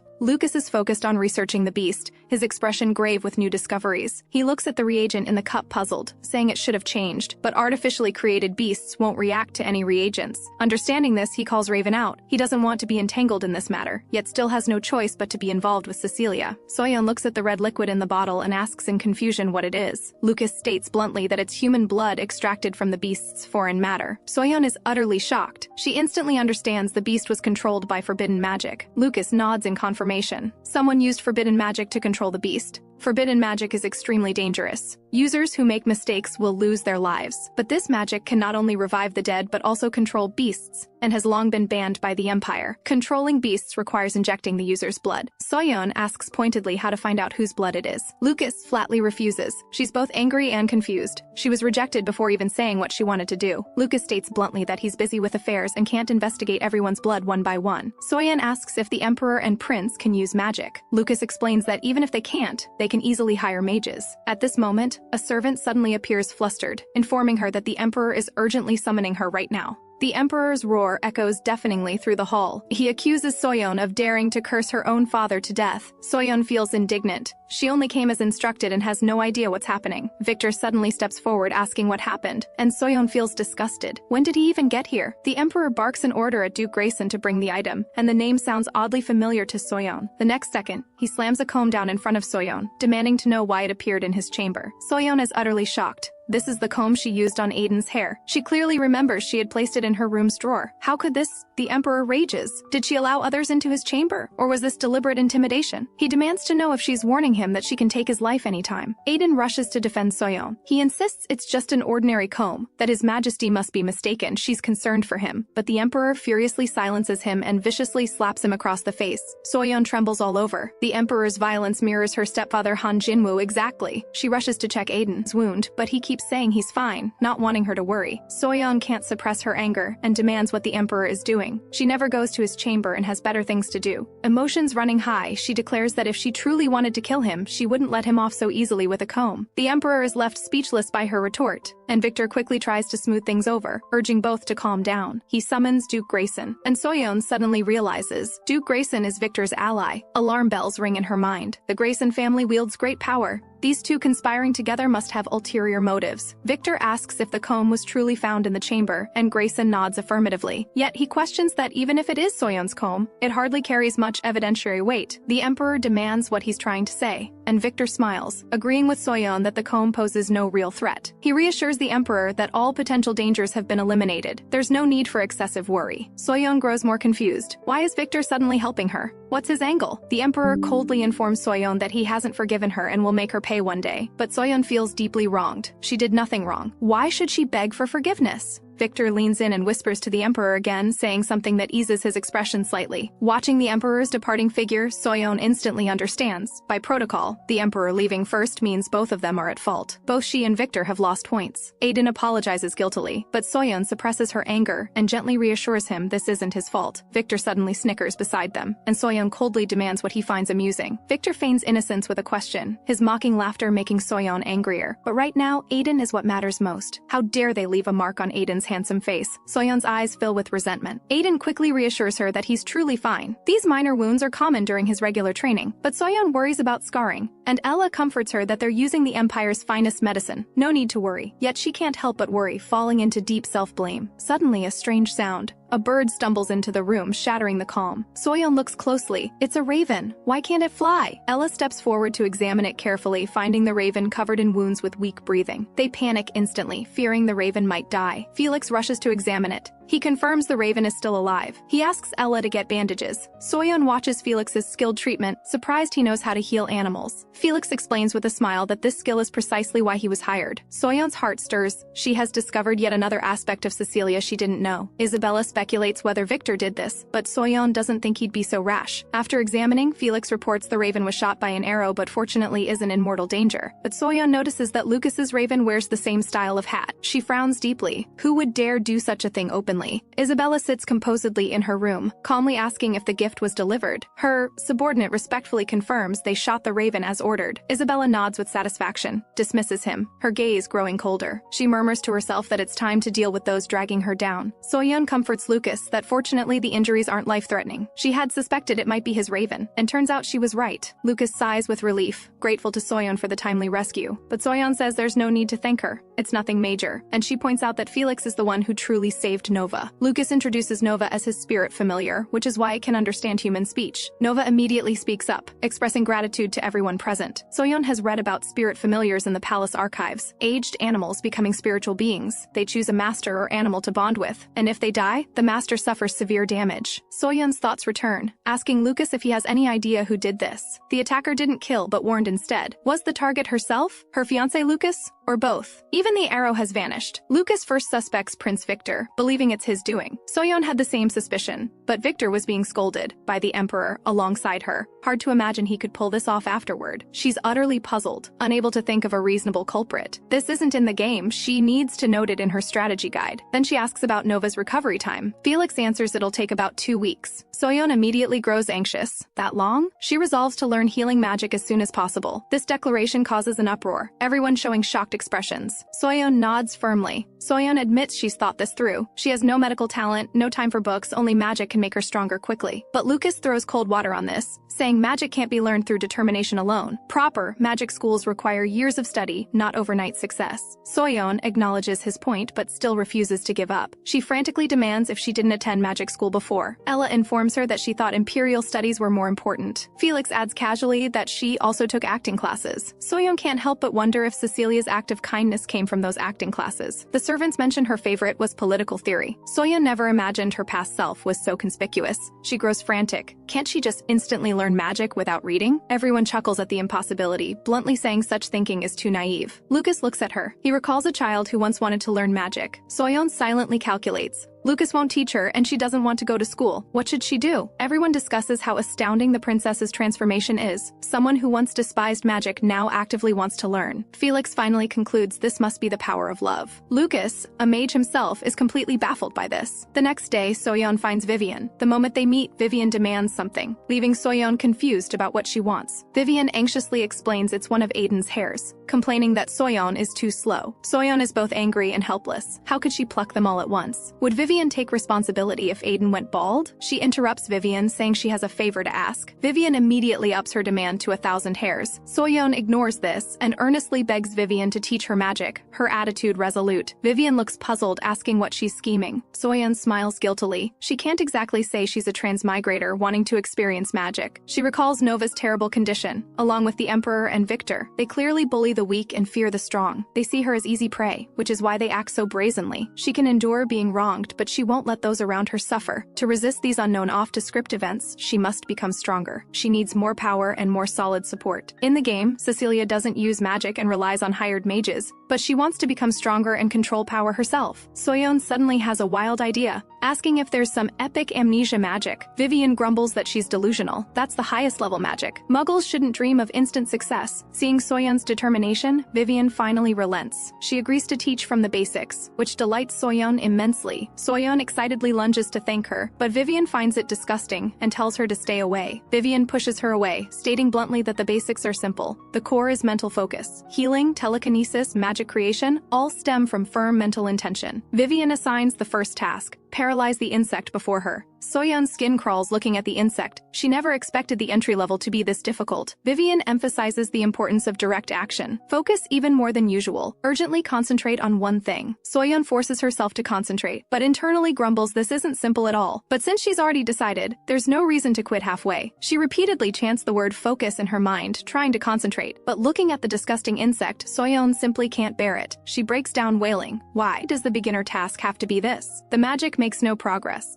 Soyeon breaks down crying. How long does she have to practice? Vivian responds coolly, until she succeeds. She wants to practice in her room, but Vivian refuses, emphasizing there's a huge difference between having a teacher and not. Besides, the shed is within her magic range. With that, she lies down and says to call her when done. Soyeon feels utterly frustrated. Is this a teacher or an enemy? Her thoughts drift uncontrollably. If she were still Lee Soyeon, what would she be doing now? Her gaming-addicted self would probably be a shut-in gamer by now, or Han Jinwoo's cooking slave. When could she have escaped that suffocating home? She suddenly thinks of her mother. Though inadequate, she was 1,000 times better than Han Jinwoo, the only person who treated her kindly. She hurriedly wipes away tears, forcing herself to focus on magic training. She keeps chanting, "Please pass out," in her mind, eyes fixed intently on the insect before her. The bottle suddenly shakes violently. The insect actually stops moving completely. Soyeon is both shocked and delighted, shouting, "It's not moving!" Vivian is awakened by her, groggily opening her eyes, not knowing what happened. In the evening, Soyeon walks out and immediately sees Aiden. She asks in surprise when he arrived. Aiden states he's been guarding nearby all along as her sworn knight. He gently asks if she's already started learning magic. Soyeon nods firmly, complaining it's truly exhausting. She has no idea how long she stared at that disgusting insect. Then she excitedly brags that she can finally use magic. Vivian said telekinesis is the foundation of magic. A few days later, with the maids watching and cheering, she attempts magic again. Her ears are filled with the maid's shouts. Like when she paralyzed the insect, she thinks of her mother, then concentrates. With a gasp, the magic works again, and the maids cheer jubilantly. But Soyeon's head throbs painfully. She asks them to be quiet. Each success drains massive amounts of energy. Ella praises her with a smile that this time was much more natural than last. Soyeon smugly says it's a piece of cake. She's heard that after mastering the basics, different magical affinities awaken based on constitution. She wants healing magic. When playing games, she always chose healer roles. But now throwing fireballs seems pretty good too. Soyeon tries once more, levitating the teapot. After using magic for too long, Soyeon's stamina is completely drained. She urgently needs rest. But Aiden suddenly calls her. She turns her head in confusion. She sees Aiden suddenly kneel, and Soyeon asks in shock what he's doing. He confesses that his initial oath had ulterior motives. He pitied her circumstances and wanted to control her, and selfishly believed that without him, she could never be independent, never considering her own awareness or purpose. He sincerely thanks Soyeon for awakening him. Soyeon is rather bewildered, thinking she hasn't done anything. But Aiden doesn't think so. He vows to protect her for the rest of his life until death. Soyeon is moved deep down. The former Cecilia probably couldn't have changed Aiden's mind or understood his true heart. Warmth fills her heart. She has long decided to protect Aiden as well. She firmly declares she will become emperor, and Aiden must be by her side. Just then, rustling sounds suddenly come from the flower bushes. Aiden immediately becomes alert, drawing his sword and standing before Soyeon. The next second, a large dog bursts out, charging straight at Soyeon. Seeing it's a dog, Soyeon's eyes light up. She happily asks why the dog isn't shy. Does it recognize her? Isabella looks worried at this scene, but Soyeon reassures her that although it's large, it's gentle and cute, not dangerous at all. Isabella hesitates, wanting to tell her the dog's owner, when suddenly someone shouts Atlas, interrupting her. An unfamiliar man rushes over,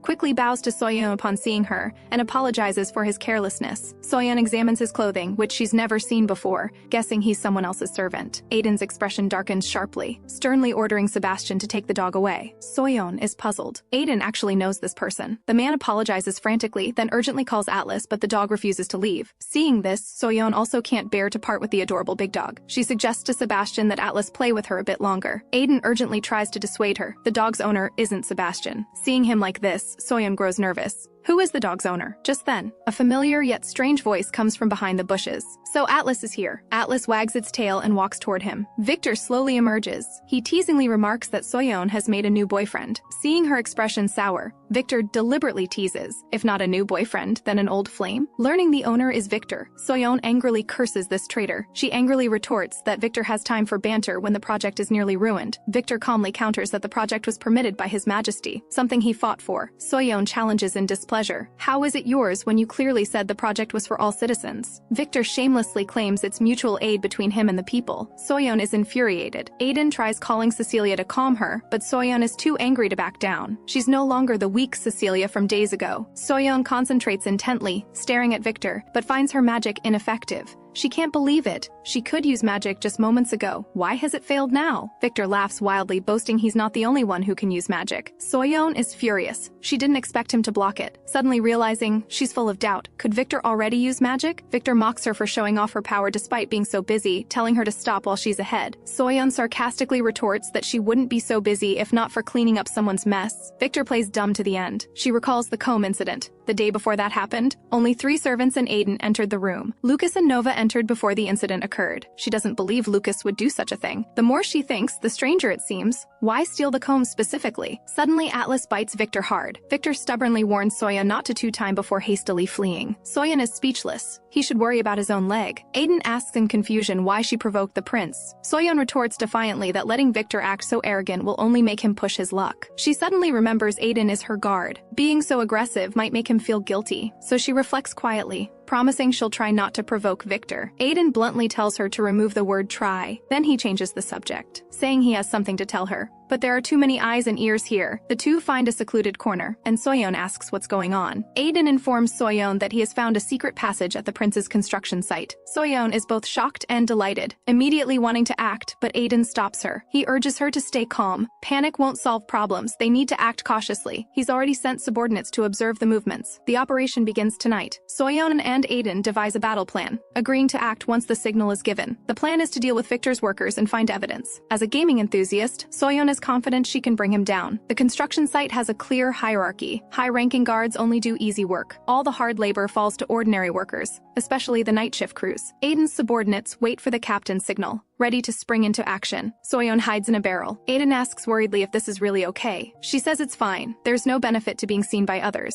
She urges Aiden not to worry about her and quickly execute the operation plan.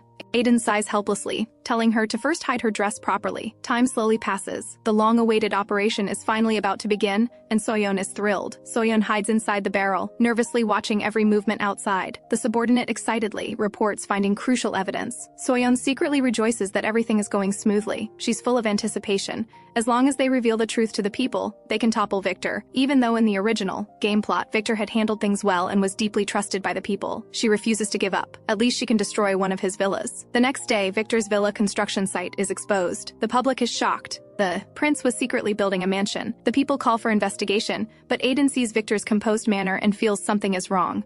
But Soyeon can't spoil the plot. At this moment, someone approaches grandly. Duke Grayson questions everyone. Don't they understand the prince's intentions? Soyeon is surprised. She didn't expect Duke Grayson to give the speech instead of Victor. Duke Grayson twists the truth, claiming this is the prince's gift to the people. Soyeon can't believe he's spouting such nonsense. She watches helplessly as the crowd is persuaded, though she finds it foolish. She understands this is normal for that era. After Duke Grayson finishes, Victor appears on cue, following the Duke's words to say he always stands with the people. Soyeon mutters this spectacle is like a campaign rally. The crowd is incited, shouting, "Long live His Highness the Prince!" Victor feigns humility, saying mere words can't convince everyone. Only actions can prove his integrity. Soyeon grows suspicious. This specific dialogue doesn't exist in the game. The original plot jumped directly to the next scene after the speech. Victor changes his tone, announcing he'll hand the entire project over to Cecilia. He even pretentiously calls her his dear little sister, claiming he has nothing to do with this matter. Soyeon can't believe it. Victor has the audacity to shirk responsibility like this. After the uproar, everyone praises the prince, crediting him with benevolent governance and calling him an angel on earth. The so-called transfer is just an excuse. When the incident broke,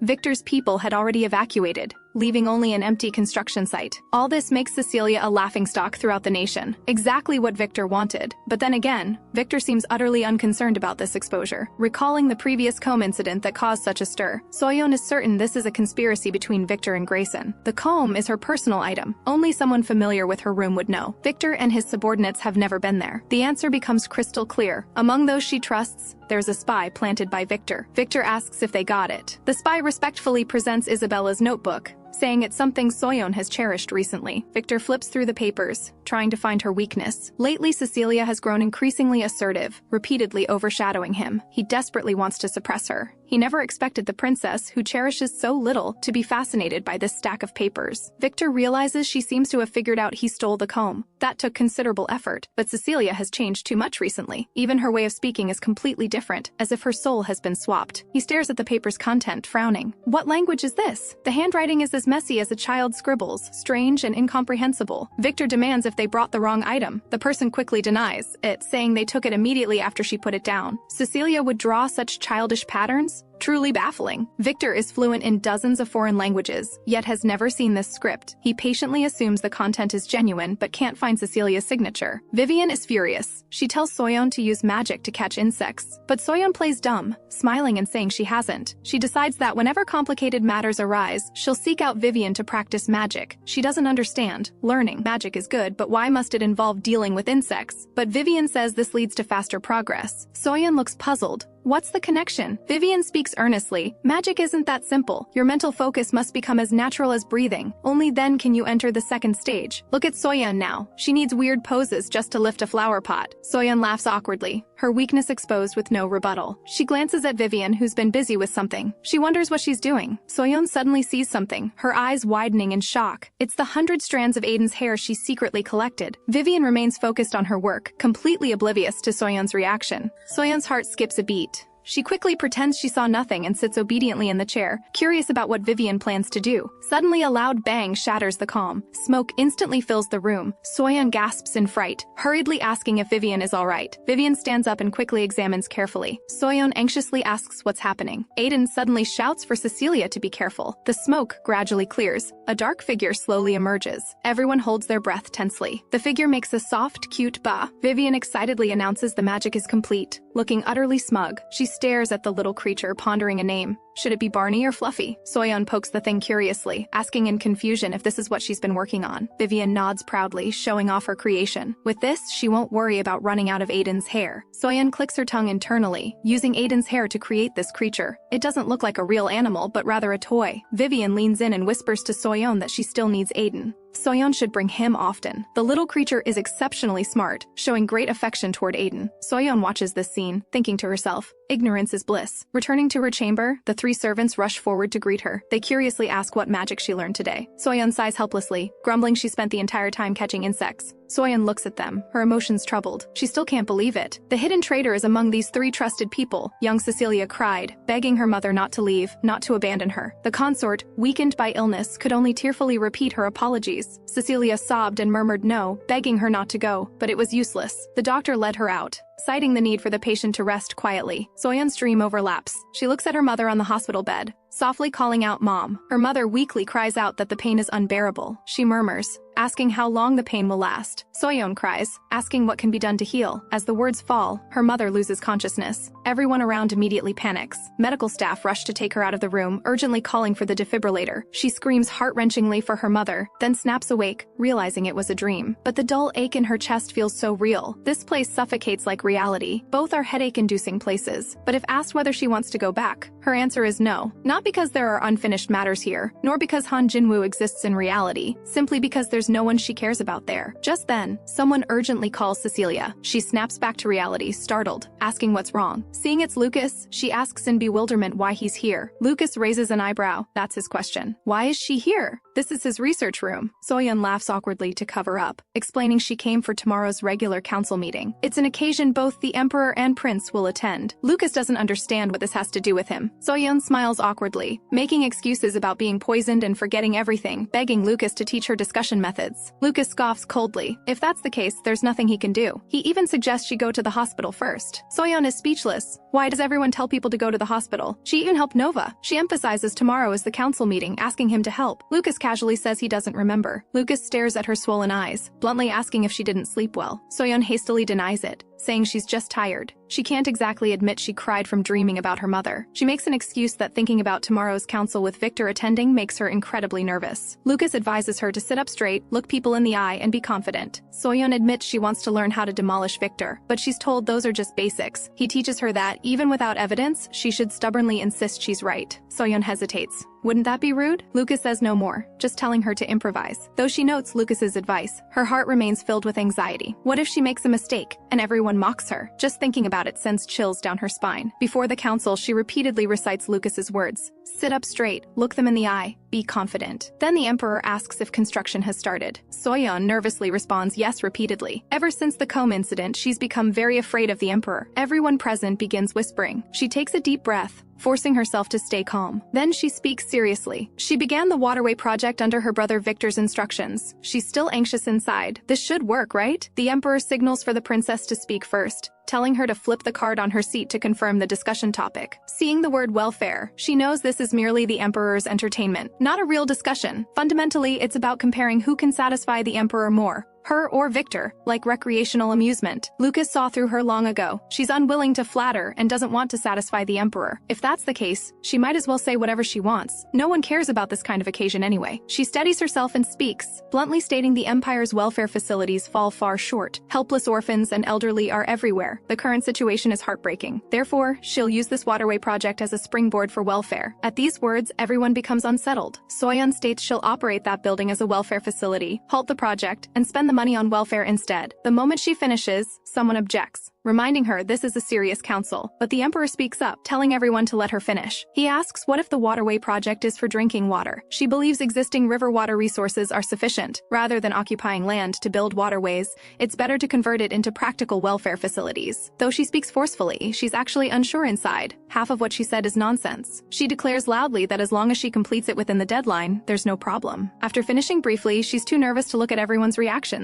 Unexpectedly, Victor speaks first, saying the princess's proposal isn't bad. The emperor finally nods in approval, saying to proceed according to the princess's proposal. Soyeon stands frozen in disbelief. Lucas is amazing. As long as she's confident enough, Victor won't object. The council ends. Soyeon chugs lemon soda, instantly feeling the refreshing sensation of rebirth. Ella and Rosalind considerately say the princess worked hard. They thoughtfully ask if she wants ice. Soyeon nods in response. She just nods when it suddenly hits her. There's no refrigerator here. How do they make ice? Before Soyeon can figure it out, she's stunned by what happens next. She sees a maid cast magic, instantly creating an ice cube. Soyeon's eyes widen slightly. Making ice with magic is so cool. Ella puts the ice cube in the lemonade, asking with a smile if she likes it. Soyeon nods vigorously, saying she absolutely loves it. She sincerely thanks them, her voice filled with genuine gratitude. The three watching feel their eyes moisten. Their princess has truly changed completely. But Soyeon is secretly thinking she still has important business unfinished. She's certain the traitor is among these three before her. Soyeon calls Ella over. She asks her to fetch the notebook. Ella responds affirmatively, quickly retrieves the notebook and hands it to Soyeon. Soyeon takes the notebook, politely saying they worked hard, signaling the three can withdraw and stand by. Soyeon's fingers trace the notebook. She can feel that prying gaze. Someone keeps watching her from the shadows, clumsily playing the spy. Soyeon calls out Rosalind in a low voice. Rosalind freezes at the sound. Then she turns back, feigning composure, asking what the matter is. Soyeon bluntly tells her to stay for a chat, but deep down she knows.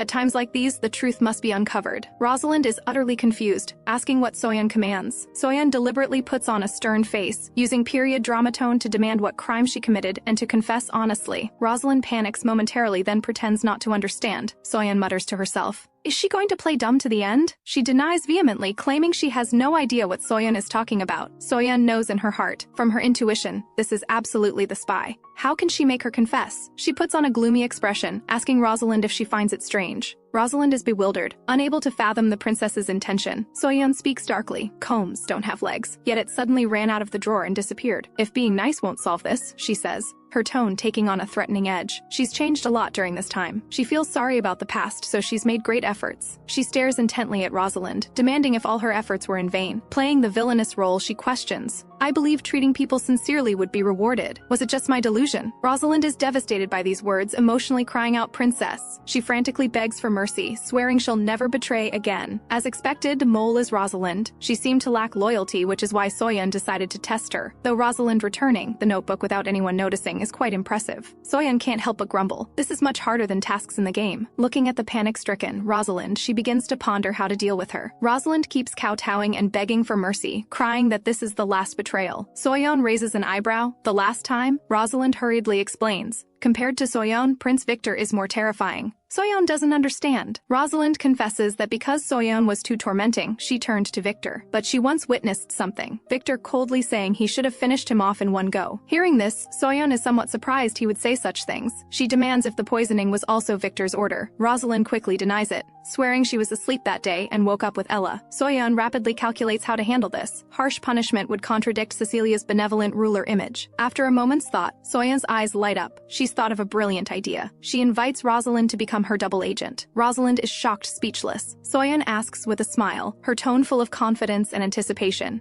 Soyeon directs the workers loudly, adjusting positions and repeatedly reminding them to be careful. The Stardust fragment event at the Starlight Festival distributed resources, helping some people but still leaving much to be desired. Many people remain trapped in poverty. Ignoring this would contradict her goal of becoming a benevolent ruler. Though her stubbornness slowed the project before, it's certainly better than shoddy construction. Suddenly she realizes she hasn't seen Lucas in a while. He wants to keep his distance, so he told her not to seek him out. But she still can't help wanting to see him. Holding onto a sliver of hope, she searches everywhere for traces of him. She asks around if anyone has seen Lucas. They say he was just here. Then they gather around requesting her autograph. This unexpected fan interaction becomes the only gain from this trip. She thinks to herself it must be because she's Cecilia. He deliberately avoids meeting her. Helplessly, she decides to deal with it later. She still has many things to handle, including matters about Cecilia's past. Ella gazes at Rosalind, noticing her good complexion, and teases whether she's in love. She says bluntly that love makes people radiant. Rosalind quickly denies it, her cheeks flushing. Remembering when Vivian handed her a reward for her hard work, Rosalind asks curiously what it is. Vivian informs her it's made from pearl essence. Rosalind gasps aloud. Seeing this, Vivian explains helplessly that this item is precious and has many benefits for the skin.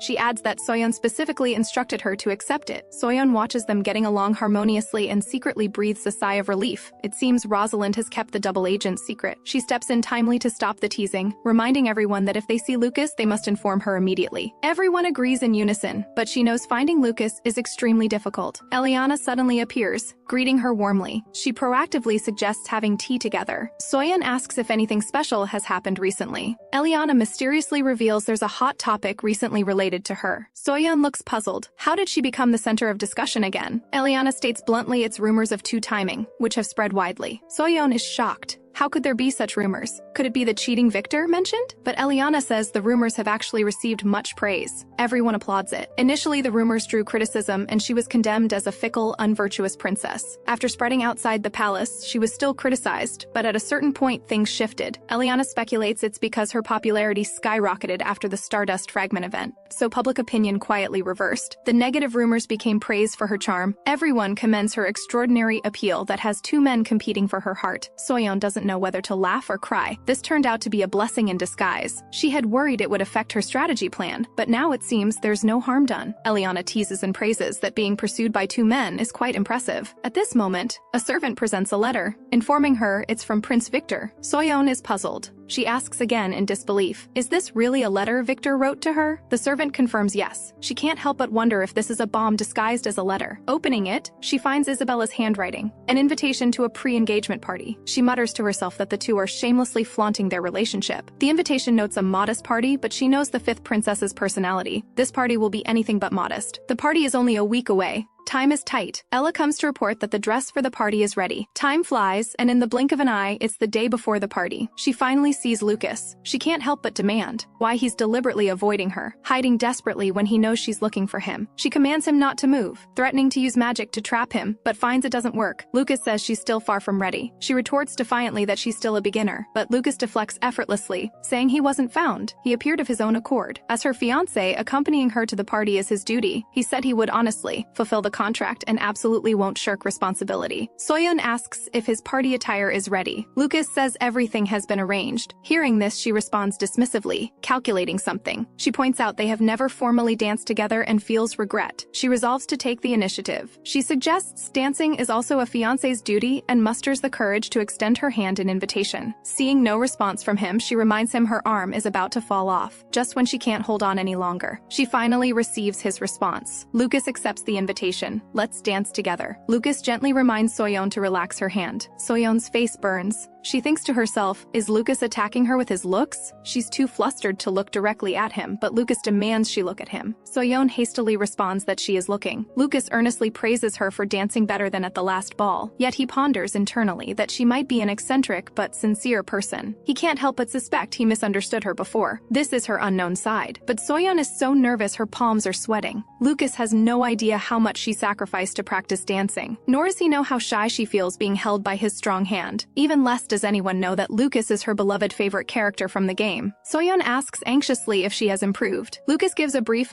This makes her breathe a huge sigh of relief instantly. Soyeon can't help but wail. Dancing is really so difficult. Lucas adds that she truly danced well this time, delighting her immensely. He suggests meeting more often to practice so her dancing skills can improve, then emphasizes it's limited to the frequency stipulated in the contract. He inwardly warns himself. He almost developed inappropriate feelings for Soyeon just now. Soyeon grumbles. Why does he always draw a line with her? She secretly resolves to become a truly refined Princess Cecilia. She must create an extremely charming version of herself and make Lucas fall in love with her on his own. Time passes in a flash, and it's the day of the party. The venue is decorated on a grand scale, Soyeon mutters internally. This scale practically slaps Cecilia's engagement ceremony in the face. Isabella warmly gives thanks, appreciating all the distinguished guests for their enthusiastic participation. Guests praise her beauty. She smugly thinks to herself that she deliberately dressed up carefully. But Soyeon feels awkward internally about wearing an oversized bow. Both Ella and Rosalind believe Lucas will definitely find this look cute. But Soyeon doesn't believe it. How could Lucas possibly say so cute out loud? She imagines that scenario and can't help but want to laugh. The trio watches and secretly marvels at how the power of love has changed the princess. Isabella clings to Victor, urging him to announce the engagement news quickly. But Victor calls her darling to calm her down, saying not to rush. First mingle with guests, then find the right moment. Isabella acts cutely, saying she's super anxious. Soyeon mutters internally that if it were her, she'd have thrown up already. As Isabella announces the ball has begun, the atmosphere instantly becomes lively. Guests immediately discuss in surprise, calling those nearby to look quickly. Soyeon is proud that she's dancing very well this time, but Lucas reminds her to look at him and not mind the surrounding gazes. Soyeon obediently responds, constantly telling herself inwardly to stay calm. She's already doing great. Guests praise Lucas's milk-like smooth skin. The two look like a pair of beautiful swans. Isabella grinds her teeth in anger on the side. How dare they steal the spotlight at her banquet? Someone notices Isabella's displeasure and feels somewhat fearful. Hearing Isabella's teeth-grinding voice, Soyeon feels extremely smug inside. She's secretly proud. This is the result of her staying up late to practice hard. How could she dance poorly? She sneers inwardly. Victor should hurry and appease his jealous fiancé. Soyeon can't help but compare. Lucas is just so much better than Victor. Watching Isabella and Victor argue, she ponders. This party event should count as a success, right? Soyeon gets excited for a moment and pats Lucas's shoulder hard, praising him for doing well. After patting, she realizes she used too much force and immediately feels a bit embarrassed. Lucas helplessly reminds her that such behavior is unbecoming of a princess. Soyeon quickly apologizes. She thinks to herself, today's party is very different from the game's plot, but still within predictable range. Soyeon is speculating about what happens next when Victor suddenly walks onto the stage. He claims to have a major announcement. He acts mysterious, saying everyone should have guessed what it is. In his capacity as Prince of Eldoria Empire, he announces he will be engaged to the 5th Princess Isabella of Valeria Empire. He emphasizes this party is in the name of the Empire to inform everyone of this news. He and Isabella are getting engaged. Soyeon appears calm on the surface. She had anticipated he would announce this news, but she really can't figure out what Victor is scheming. Everything is proceeding according to plan. Isabella feels smug inside. Compared to the empty-headed Cecilia, Victor is the Empire's future hope. This prince not only has looks and character, but also wields power. She vows to win him over. She raises her glass, ingratiatingly telling Victor they've received many blessings, and she's very happy. Soyeon watches the lively scene before her, muttering internally, "This isn't an engagement, it's more like a wedding." She deliberately walks forward and pretends to admire how well matched they are, but she secretly thinks, compared to Victor, her Lucas is far more handsome. Isabella is startled by her expression. Soyeon explains somewhat awkwardly that she's fine. Even if Isabella thinks she's devastated, it doesn't matter. Lucas is a top-tier handsome man with chiseled features and exceptional magical ability. At this moment, Victor's supporters crowd around, unable to hide their shock at learning of his engagement. Victor speaks composedly, claiming this is the optimal choice for the Empire's future. He states frankly that he has many things he cannot accomplish alone and needs strong allies' support, and Princess Isabella of Valeria Empire is the best choice in his mind. While fans remain downcast, Victor immediately makes a heartfelt confession, vowing his love for the Empire won't change. This speech instantly stabilizes the fans, and cheers echo throughout the venue once more. Soyeon looks on coldly. Isabella's intentions couldn't be more obvious. As the youngest, she can't compete with her second brother Kyle in the succession struggle. Since becoming emperor is hopeless,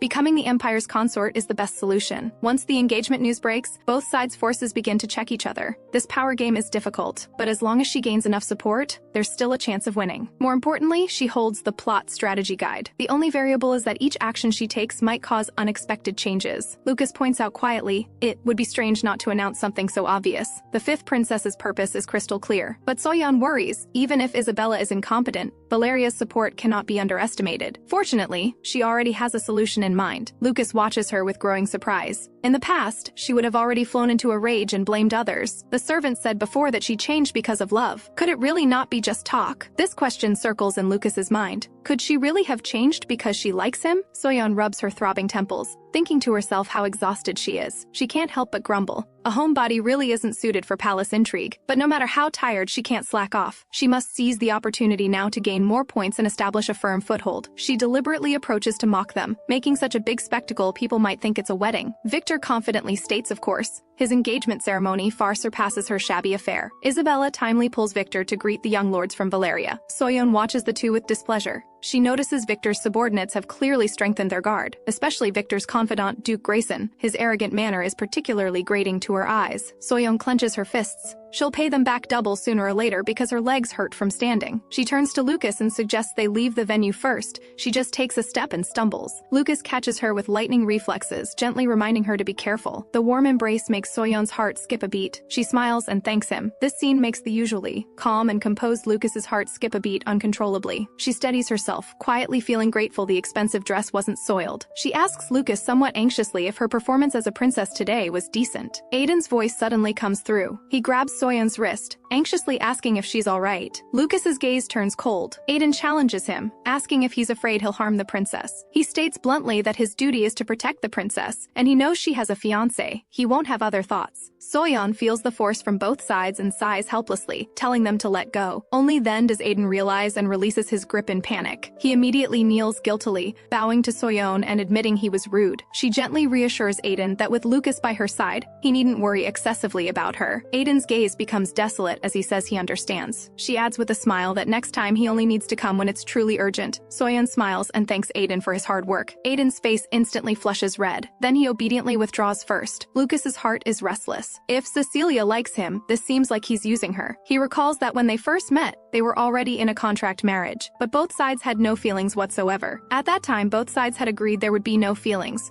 Only pursuing benefits was the sole goal. He clearly remembers agreeing without hesitation, without the slightest delay. Now his choice still won't change. He must bring that child back no matter what. Emilia was Lucas's sister, who was sent to a distant noble family as an adopted daughter when their family fell. Lucas had promised they would definitely meet again. He would definitely work hard and then bring her back. The siblings made this promise. That phrase, "brother, remember to come get me," became his obsession for many years. The family had hoped for better days, but news of Emilia vanished without a trace. Lucas senses Cecilia's determination to become emperor. If she truly ascends the throne, finding his sister might be possible. But these feelings sprouting from a relationship of mutual use leave him deeply conflicted. Initially, it was just a win-win contract, but now he has developed feelings for Cecilia and only feels flustered. Lucas smiles bitterly. Indeed, people shouldn't easily form bonds with each other. Soyeon's dreams replay repeatedly. She wakes crying while gripping the bedside. It seems like a childhood memory. Eliana curiously asks what dream it was. Soyeon recalls there was a patient lying on the bed. Whenever she sees that person, her mood becomes very bad, but she doesn't even know who that person is. Before she can finish, Eliana hastily bids farewell. Soyeon wonders why she's leaving when she just arrived. Eliana only says dismissively that she has things to do and hurriedly escapes. Soyeon complains with some dissatisfaction that she hasn't even spoken yet. She turns around somewhat awkwardly. The servants also scatter. She can't help but suspect this hides Cecilia's past. She convinces herself the right choice is to insist she's forgotten everything and dispel this troubled feeling. She finds Aiden and complains. She clearly forgot everything, yet keeps remembering recently. Could these blurry fragments all be Cecilia's childhood memories? Soyeon tells Aiden firmly that even if he opposes, she won't back down. She pulls Aiden's hand, frankly saying now he's the only one she can rely on. She hopes Aiden can help her recover her memories. Aiden recalls softly that young Cecilia was lively and outgoing, but after the Empress fell ill, Cecilia also fell sick. After recovering, she became like a different person and never smiled again. The Emperor also changed drastically because of the Empress's illness, becoming harsh and power-hungry. Soyeon is secretly astonished. The game has never mentioned these past details. She can't help but suspect. Was the kind Cecilia she knew just acting? She had wanted to find clues from Cecilia's past, but now she understands why she was so malicious. Aiden says with relief that he's reassured about her now because she said she would change. He sees that she wants to break free from the past and move forward. Soyeon feels flustered inside. That's because she's not Cecilia at all. Her conscience feels vaguely uneasy. She comforts Aiden, saying there won't be any more sad things now. Realizing the ambiguity, she forces herself to stay composed and adds that once she ascends the throne, there won't be any more sorrows.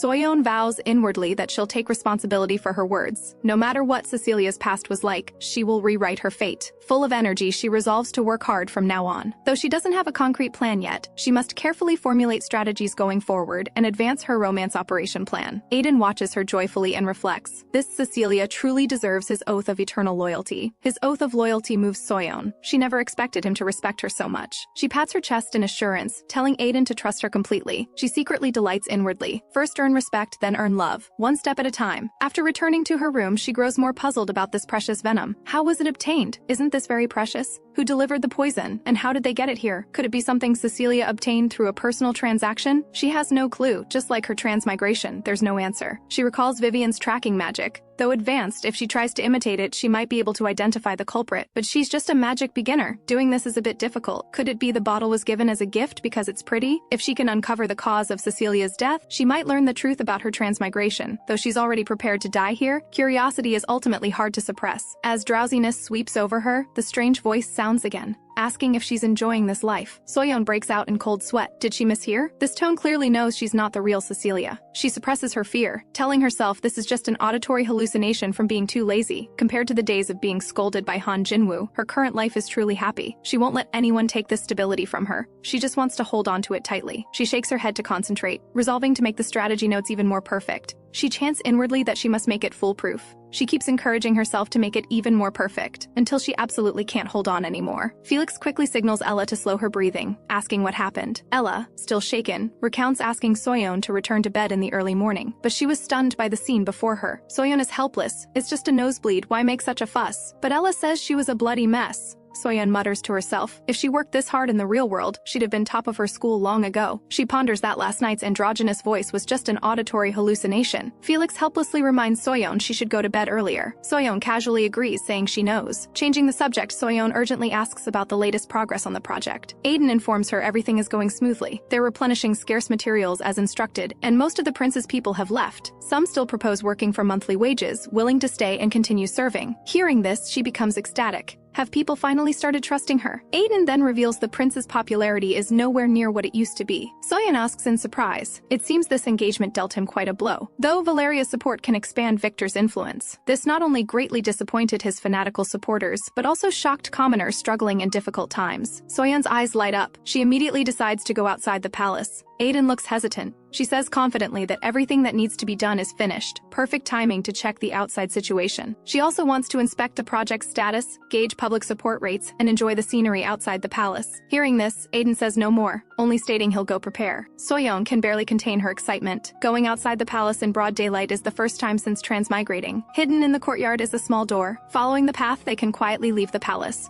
Soyeon guesses it's probably for emergencies. She suddenly thinks of Lucas. Did he also sneak in through this door? After all, Lucas can always appear silently in her room. He must really be in a hurry. Aiden asks softly if Soyeon is ready. Soyeon nods repeatedly, saying she's all set. Her eyes light up, and she can't help but praise that this outfit suits him well. Hearing this, Aiden shows a delighted smile. He reminds her there are too many eyes and ears. Soyeon must stay close to him and not get lost. Soyeon huffs indignantly, grumbling that Aiden treats her like a child. Not far away, someone discusses that the prince is married. Someone immediately corrects them. It's just an engagement. They speculate the other party is from Valeria Empire, which is why the prince was eager to get engaged. One person states bluntly they'll support whoever gives benefits. Soyeon discovers this is a restaurant near her construction site. She didn't expect everyone to be hotly discussing her and the prince. Someone says they prefer Soyeon. She's had a marriage contract but doesn't flaunt it. The prince's engagement is too showy, obviously to check the princess. This power-grabbing attitude is repulsive, but some disparage the princess, saying her stardust fragment detonation plan was truly foolish. Soyeon grinds her teeth in anger. That was an idea she painstakingly came up with. To become emperor, one must gain approval from more than half the citizens, whether emperor, nobles, mages, or commoners. This is the worldview of Please Be the Princess. Distinct social classes, but also values public opinion. If commoner opinions are polarized, it's possible to reverse the situation. Now she can only manipulate public opinion like in the real world. But another person counters that it's actually quite interesting. Who would think to detonate stardust fragments in the air? He exchanged stardust fragments for toys for his daughter and bought 2 months' worth of food. He marvels that a royal who thinks of commoners this way is truly rare. Among the crowd, some support Cecilia, others still prefer Victor. Soyeon asks curiously if it's always this lively here. Aiden explains today is market day, so there are more people. The things before her make her exclaim in amazement. She praises with eyes full of wonder how beautiful it is, turning to ask Aiden's opinion. Aiden immediately asks the price. The vendor quotes it and jokes with a smile that Aiden is handsome, asking if the person beside him is his girlfriend. Hearing this, Aiden quickly waves his hands in denial, though his cheeks quietly flush. Soyeon says somewhat embarrassedly that she didn't mean for Aiden to buy it. Aiden says seriously that because Soyeon said it was beautiful, he wanted to buy it. Soyeon is helpless and gives one to Aiden as a souvenir of their outing. She hands one to Aiden, reminding him he must wear it. On the rest of the journey, Aiden buys everything Soyeon praises. Soyeon quickly stops him, telling him not to spend so much money, but Aiden still insists, simply because Soyeon said those things were beautiful. Soyeon is full of doubt. Is Aiden very wealthy? She doesn't usually see him spending money. She curiously asks Aiden how much he earns per month as a guard.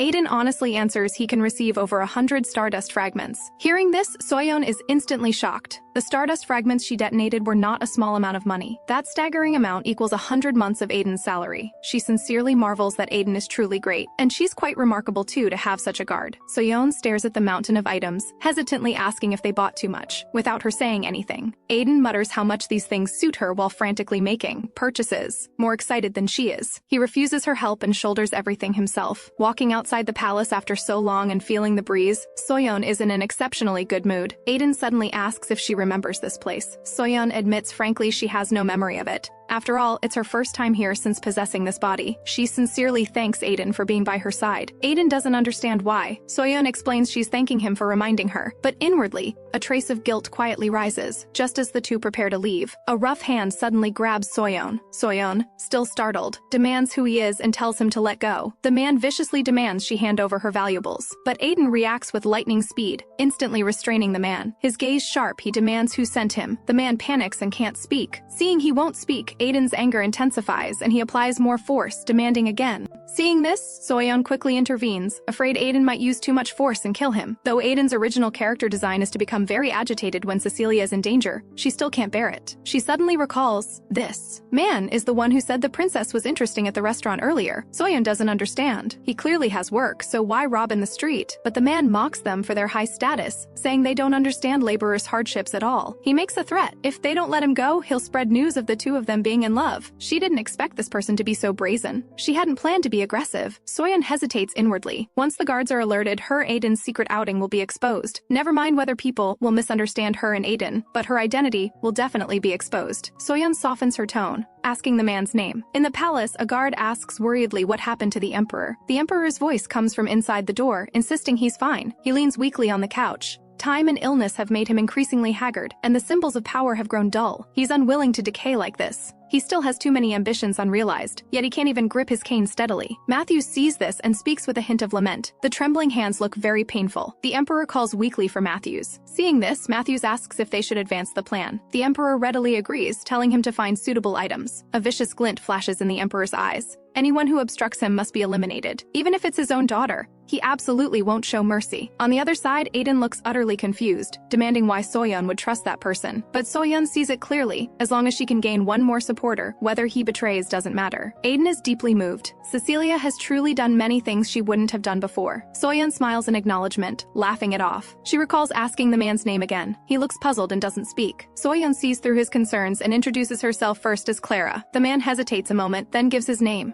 Thomas. Soyeon gets straight to the point, directly pointing out the Empire's current ills and explaining the root of his hardships. Soyeon tells him to think carefully about who caused this situation. She asks if he really wants to make the wrong choice again for a life that keeps repeating. She tells him to think about the last festival, asking which side they should really stand on. The stardust fragment detonation cannot truly quell the commoner's discontent, but if it were her, she would definitely formulate better policies than the Emperor. After all, she knows what will happen in the game and how everyone will act. Soyeon invites Thomas to gather forces. Afterward, come to the back courtyard of the palace to find her under the alias Clara. Aiden still has concerns. He feels Thomas's eyes reveal a thief's nature, but Soyeon doesn't care at all. As long as she becomes emperor, everyone will be her subjects. Even Aiden is the same. And so, today's mission is complete, one of Cecilia's outstanding performances, recruiting Thomas. Though the game had no construction project, stardust fragments, or fireworks, but she repeatedly savors the lines she spoke, feeling she's completely the story's protagonist. The more Soyeon thinks about it, the more smug she feels. She was so cool. Somewhat embarrassed, she clears her throat. She turns to Aiden, saying she's especially happy today, full of a sense of achievement. Soyeon smiles and bids Aiden farewell. Aiden is still absorbed in the emotion from having his head patted just now. In the game's incognito visit event,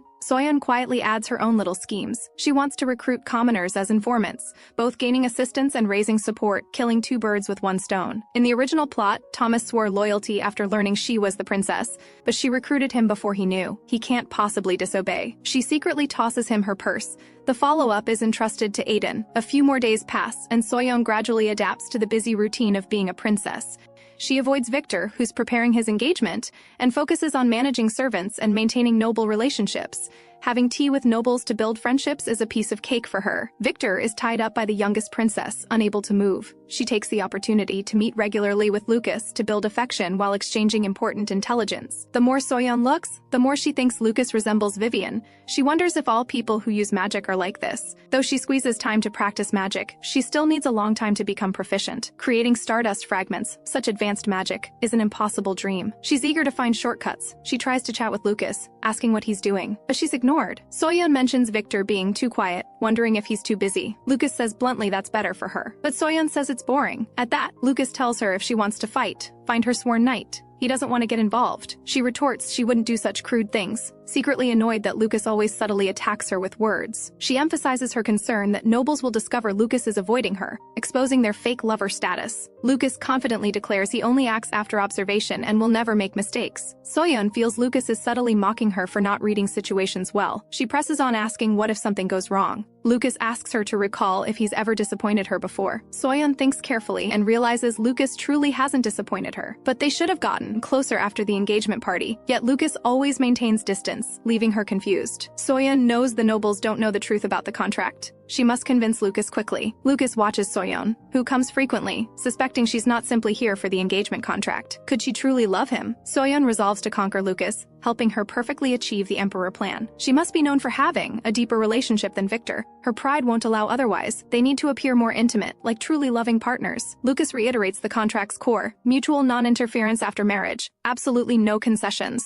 Soyeon presses him about his post-marriage plans, inwardly cursing this game character is too stubborn. She stubbornly insists she knows the ending. Lucas will eventually yield, but reality shows no progress at all. She's dissatisfied that Lucas forbids any physical contact, finding such a romance too absurd. She clearly wants to cling to him 24 hours a day, but the princess's pride won't let her lower herself. After agonizing for a long time, Soyeon finally comes up with a compromise. She proposes a 1-month deadline. Whether there are people around or not, they must appear extremely intimate. She lies that she's afraid of spies. If they don't act the part even when alone, being discovered would be disastrous. Seeing Lucas seems somewhat swayed, Soyeon quickly throws out the bait of fewer meetings, but she laughs inwardly. It's all lies. She'll cling to Lucas even more frequently in the future. She grumbles it's all the contract clause's fault. Otherwise, she'd have beaten the game long ago. Lucas finally relents, saying he has one condition. Soyeon is ecstatic, asking what his condition is. When she hears no kissing, Soyeon freezes instantly. She hastily explains that by intimate, she only meant holding hands, light pats, and hugs. Just elementary schooler level contact. Lucas is puzzled. What's an elementary schooler? Soyeon defensively says she doesn't even like romance and absolutely won't cross the line. She emphasizes again the maximum is just hugs, basically just holding hands. Lucas becomes flustered and angry, telling her to leave immediately. Soyeon wants to say something more, but she's completely driven out of the room. Soyeon worries somewhat. Lucas should revise the contract, right? The Emperor feels their plan will take longer. His body grows weaker, barely sustained by willpower. He was born with a weak constitution, yet still managed to survive with this body. He has no robust physique, only exceptional magic and a clear mind. His thirst for power grows wildly. Even while relying on potent forbidden magic potions, he complains the preparation time is too long and seeks ways to shorten it. He repeatedly mutters the names Cecilia and Victor. He orders Matthews to closely watch those two children's movements.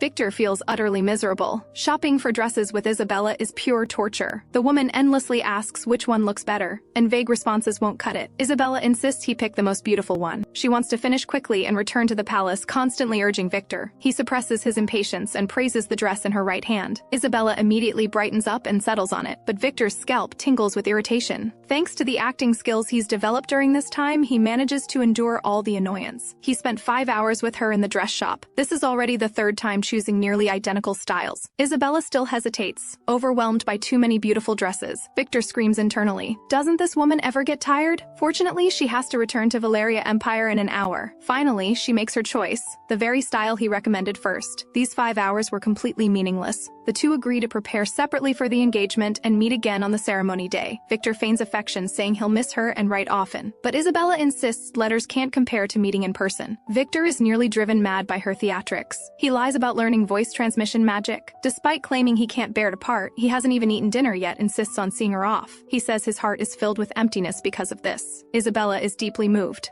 But Victor only feels the relief of liberation. Isabella is the 5th princess of Valeria Empire with the lowest status. Once the engagement is complete, her position will rise, and Victor will gain allied forces to suppress Cecilia. So the engagement must proceed as planned. After sending Isabella off, exhaustion hits him. More frustrating than dealing with Isabella is having no choice. Among Valeria Empire's many princesses, only Isabella approached him. Isabella openly stated she wanted to escape her situation and begged Victor to get engaged to her. The other princesses lack ambition. Only she dares to actively pursue what she wants. Although his popularity has dropped considerably due to the engagement, Valeria Empire is exceptionally attentive. Even though Cecilia's fiancé is the nobleman Lucas, he can't possibly compare to Valeria Empire. If Valeria Empire supports him, he might secure the Emperor's throne. However, Isabella's nagging gives him a headache. He needs to find a way to keep her quiet. Meanwhile, Eliana informs Soyeon about Victor's predicament with Isabella. She can't help feeling a bit sorry for him, but she'd rather watch him panic and jump in frustration. Since Victor dared to incite people to attack her guards, she must settle this score. As a princess maintaining dignity, she's unwilling to use underhanded methods for revenge. After much thought, she decides to target Duke Grayson, Victor's ally, first. Duke Grayson colludes with Victor. Dealing with him will send a warning. Eliana analyzes that Victor only has Duke Grayson as noble support, since his relationship with Count Andre is merely average. Soyeon secretly feels smug. Her fans are far more reliable than Victor's allies. She's lost in planning her revenge, when Eliana's call pulls her back to reality. Eliana notices she's been spacing out frequently and can't help asking. This isn't like the Cecilia she knows. Soyeon feels a bit guilty. She's not as smart as Cecilia, but Eliana suddenly changes tone. Relieved, she seems fine. Hearing this, Soyeon doesn't quite understand what she means. Eliana explains her face now looks full of life. This remark stirs Soyeon's curiosity. She can't help asking if she used to be so gloomy. Eliana nods, saying the Emperor often tormented her, so she always had a sullen face. She asks when this was. Eliana thinks and says it was before the Starlight Festival. Soyeon immediately understands. Wasn't that before she transmigrated? Could the poisoning have been the Emperor's doing? She previously suspected the Emperor and the Prince, but though Victor is petty, he lacks initiative. Eliana shows anxiety. She worries about her father's return, fearing he won't bring results satisfactory to the Emperor. Soyeon learns Eliana comes from the House of Montfort, carrying the family mission. House of Montfort must complete food trade missions through aggressive negotiations. This might be the perfect opportunity to recruit allies. She immediately immediately decides to host a tea party, inviting noble ladies to attend. Eliana is both surprised and delighted. This is Soyeon taking initiative for the first time in ages. She plans to hold it this week. At the tea party, she'll win hearts and screen for useful support. She doesn't care if she seems like a villainess as long as she achieves her goal. She lets Eliana and Rosalind decide on the tea, choosing whatever they want to drink. The key is premium desserts. These are crucial for winning over noble ladies. Ella confidently says, "There's no problem if Darian prepares the desserts." Hearing Darian's name, Soyeon is instantly shocked. He's a master in the dessert world. She read Darian's cookbooks in the library and knows how exceptional his desserts are. Darian only provides desserts to the palace. She never expected Ella to know him. Ella explains she's quite close to Darian and can easily ask him to help. Soyeon is both surprised and delighted, immediately entrusting all dessert preparations to Ella. This is undoubtedly an important guarantee for the tea party's success. Ella instantly becomes excited and confidently accepts. The first stage of making Victor suffer is hosting a small tea party for her fans.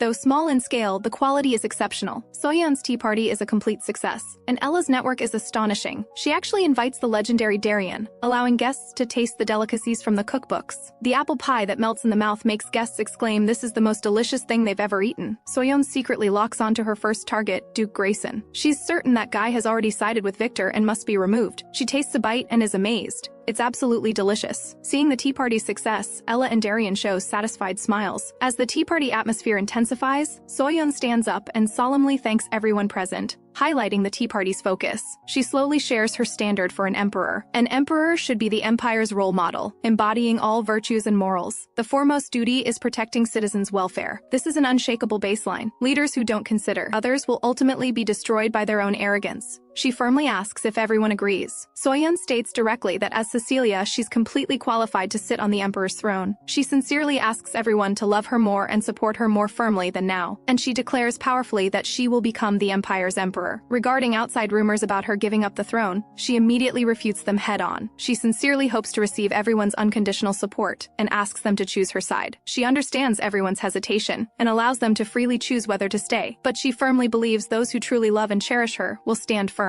Her heart stirs slightly. This scene is like an idol suddenly announcing a presidential run. She thoughtfully says there's no need to answer immediately, giving everyone ample time to consider. Lady Diana is first to speak, saying she's always only liked the princess, though she doesn't know if she can help much. She's willing to give her all. Soyeon looks at Diana's sincere face, warmth flooding her heart. Then two more people speak up, all loyal fans of the princess. They all express willingness to support her. But even so, when the tea party ends, only 4 people remain. Ella worriedly informs Soyeon that everyone has left. But Soyeon doesn't mind. She understands everyone's concerns. At least 4 people are willing to believe in her. These 4 are all daughters of Count families, though their family backgrounds don't match Duke Grayson's. Their loyalty and support move her. She gratefully thanks them. And the revenge plan against Victor quietly enters its second stage. A few days before the tea party, Lucas follows Cecilia's instructions and heads to the Empire's border to wait. Cecilia repeatedly reminds him to just receive what Montfort delivers. Lucas goes as agreed and waits for a long time. Felix is full of doubt about why they're waiting in this desolate place.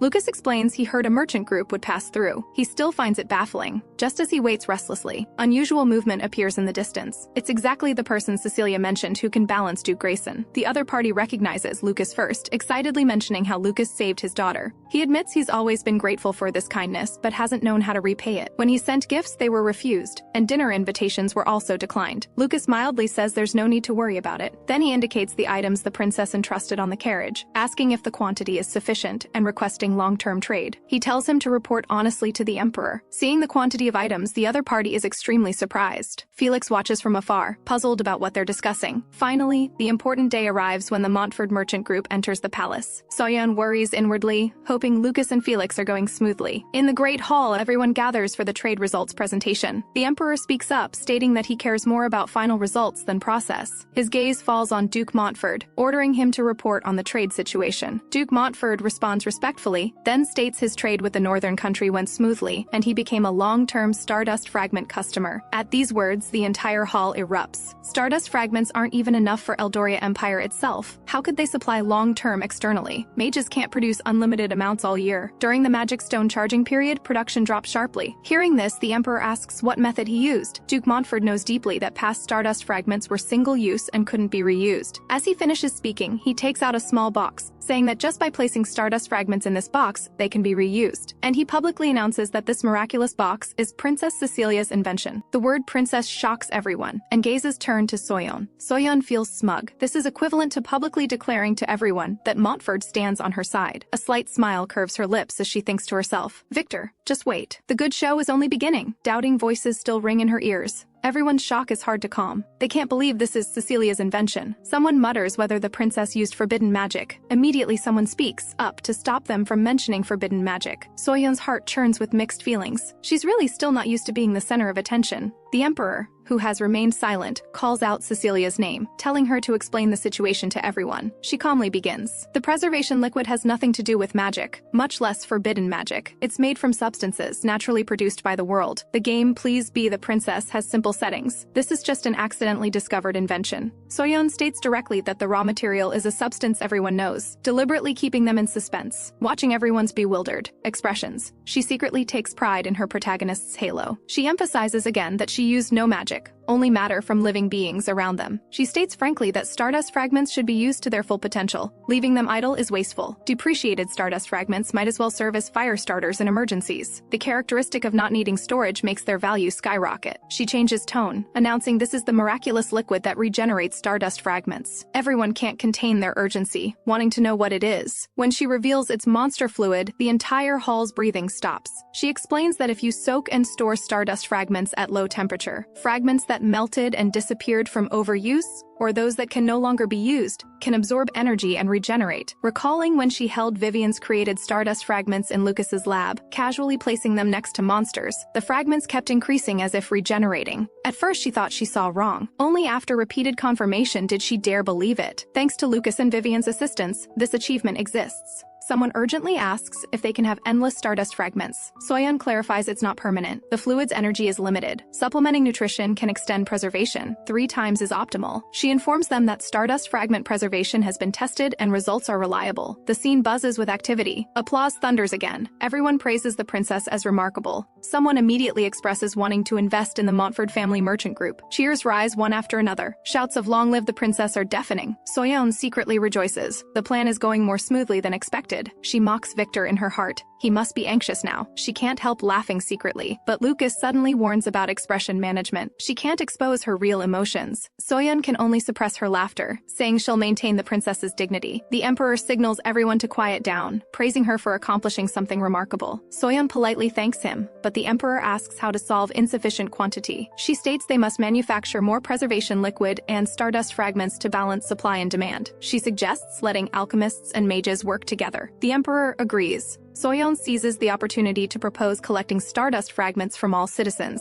She explains they must preserve new products to efficiently calculate surplus. She worries collection will delay export and preservation, which isn't worth it. The core value of stardust fragments is exchanging them for rare minerals to make weapons. She's already made a contract with Duke Montfort, just waiting for delivery. The emperor quietly reflects that the princess's ability to handle matters grows stronger. He immediately decides on the spot to put her fully in charge. Soyeon is wildly happy inside. Finally, she can fully deploy her abilities, though she'll probably be monitored. Everyone discusses amongst themselves, surprised it's really entrusted to the princess. Someone envies her receiving this important responsibility. Others worry for the prince about what he should do. Victor can't figure out how she thought of it. Before long, the entire empire will know of Cecilia's great invention. Duke Montfort bows and excuses himself. Now it's Duke Grayson's turn to report. The Duke clears his throat, preparing to discuss last time's military exercise results. But the scene remains noisy, discussing Cecilia's invention. Everyone hotly debates the Stardust Fragment plan, completely ignoring the Duke. The Duke awkwardly finishes his report, cold sweat dripping down his face. Soyeon watches Victor's gloomy expression, her heart sinking. She forgot Victor's true nature. Game plot floods her mind. His ruthlessness makes her involuntarily shudder. Whenever he gets angry, he takes palace maids of low status whose tongues have been cut and brings them away. Then he beats them half to death. Sometimes to keep them quiet, he might even kill them. Soyeon secretly regrets. She should have prepared herself long ago. But even with preparation, it can't change anything. She despises herself, knowing the plot yet only able to watch. Thinking of possibly being questioned in the future, she has no words. Even if she bears condemnation, she must ascend to the throne. Without ascending, everything might become bubbles. Not only might she be harmed, but people around her won't escape disaster either. Lucas sees her emotions fluctuating, teasing that she's been laughing and worrying lately, really busy. Soyeon forces a smile, asking if her performance is that obvious. Lucas says directly that now is only the beginning of the struggle. He asks if she's thinking of more powerful methods to suppress the prince. Soyeon frankly admits she's determined to beat Victor, but even with the best methods, she knows stardust fragment popularization takes time. She can't be careless, so she must prepare in advance. The long winter will come soon. Lucas says directly she's particularly serious today. Soyeon protests, asking if she's not usually serious. He shakes his head, saying she's usually always smiling, like she's lost her soul. Soyeon didn't expect this is how she appears. She shakes her head, unwilling to think more. She still has confidence she can overcome all difficulties. She smiles and suggests Lucas go with her to see Duke Montfort. Duke Montfort kowtows to thank Soyeon. Soyeon quickly tells him to raise his head, but he states frankly that without Soyeon, he couldn't have completed the task at the announcement.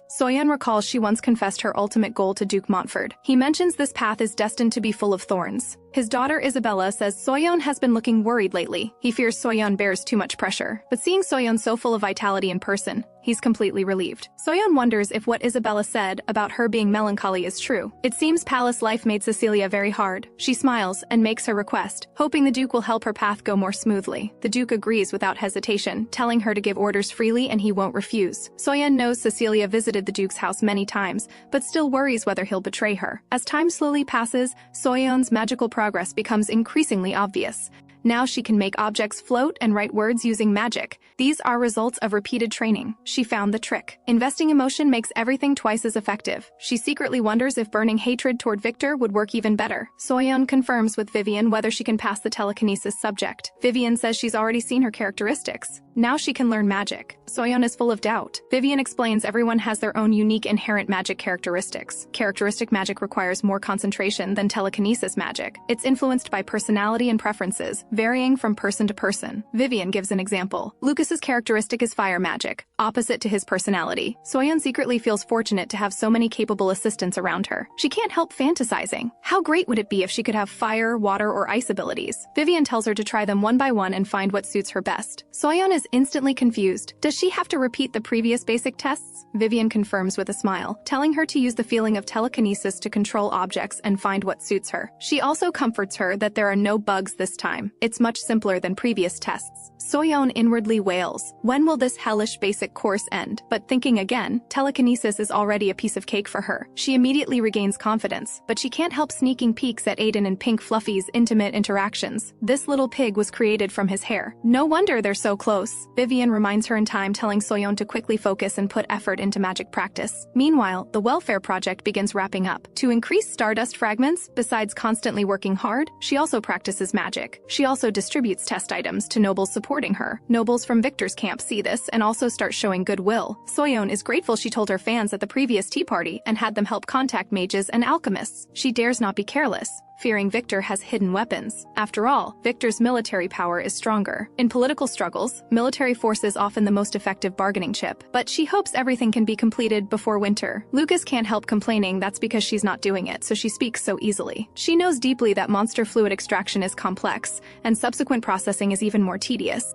It must be handled with magic to prevent fusion with forbidden magic. Stardust fragments must also be added. Soyeon decides to handle it personally, but Lucas questions her fear of bugs. She quickly explains she only dislikes them. She emphasizes monsters and bugs are different. Even if there are insect-shaped monsters, she's not afraid, thinking of all citizens being able to spend a warm winter. Soyeon is full of motivation. She tried fire magic but has no talent for it. She can't help asking what special skill magic suits her. Lucas, annoyed, says it's magic that makes her quietly disappear. Just then, Nova suddenly appears. Unexpectedly, Lucas's spirit familiar doesn't reject her. Nova keeps signaling her to follow. Soyeon is somewhat surprised. She still follows it out the door. Coming out, she's shocked by the beautiful scenery before her, so it wanted to bring her to see this. Lucas sees through it, determining Soyeon has the qualifications to become a mage. Soyeon looks at the beautiful scenery before her, recalling times she stargazed with friends before. Lucas wonders if she has other friends. Realizing she said something wrong, she quickly laughs it off to cover up. Rarely stealing leisure from busy times, Soyeon temporarily sets aside worries to enjoy a moment of peace. She can't help wondering why exactly she transmigrated to this world. What was that voice she heard before? Lucas asks again the reason for becoming emperor. After signing the contract previously, he didn't see her ambition. But now what exactly makes her urgently want to become emperor? She hesitates, not knowing how to answer. Should she tell him she's not Cecilia but a person from another world? Finally, she only says she has reasons she must accomplish. Occupying Cecilia's body, she wants to bring her back to the right path, and she promises to reveal all truths after ascending. Compared to his own confusion, Lucas admires Soyeon's firm confidence more. He never knows when he can find his sister. Though Soyeon's words are simple, they make Lucas feel unprecedented reality. Just as she's about to step away, Lucas grabs her hand. He tells her to wait before leaving. Lucas suddenly realizes he's holding Soyeon's hand. His face flushes bright red as he quickly lets go. In this awkward moment, a shooting star suddenly streaks across the night sky. Soyeon is delighted, quickly clasping her hands together to make a wish. Lucas asks why in confusion. She suddenly remembers this is another world, pondering how to explain. Seeing the shooting star about to disappear, she has no time to answer him. She decides to make her wish first. She prays to become emperor. No matter how hard it is, she doesn't want to go back. After finishing her wish, she remembers she left out Lucas. She hopes to successfully romance Lucas and complete the main storyline. She even greedily hopes to collect Aiden too, completing all romance tasks. But from the corner of her eye, she catches Lucas's smile. This makes her heart skip a beat, so the usually cold Lucas can smile too. Soyeon instantly reacts, deciding he's mocking her wish-making. She made her wish so seriously, yet he's laughing at her. Even though Lucas denies it, she's still upset and unwilling to stay longer. No matter how Lucas calls from behind, she still leaves without looking back. Soyeon remembers it was summer when she transmigrated.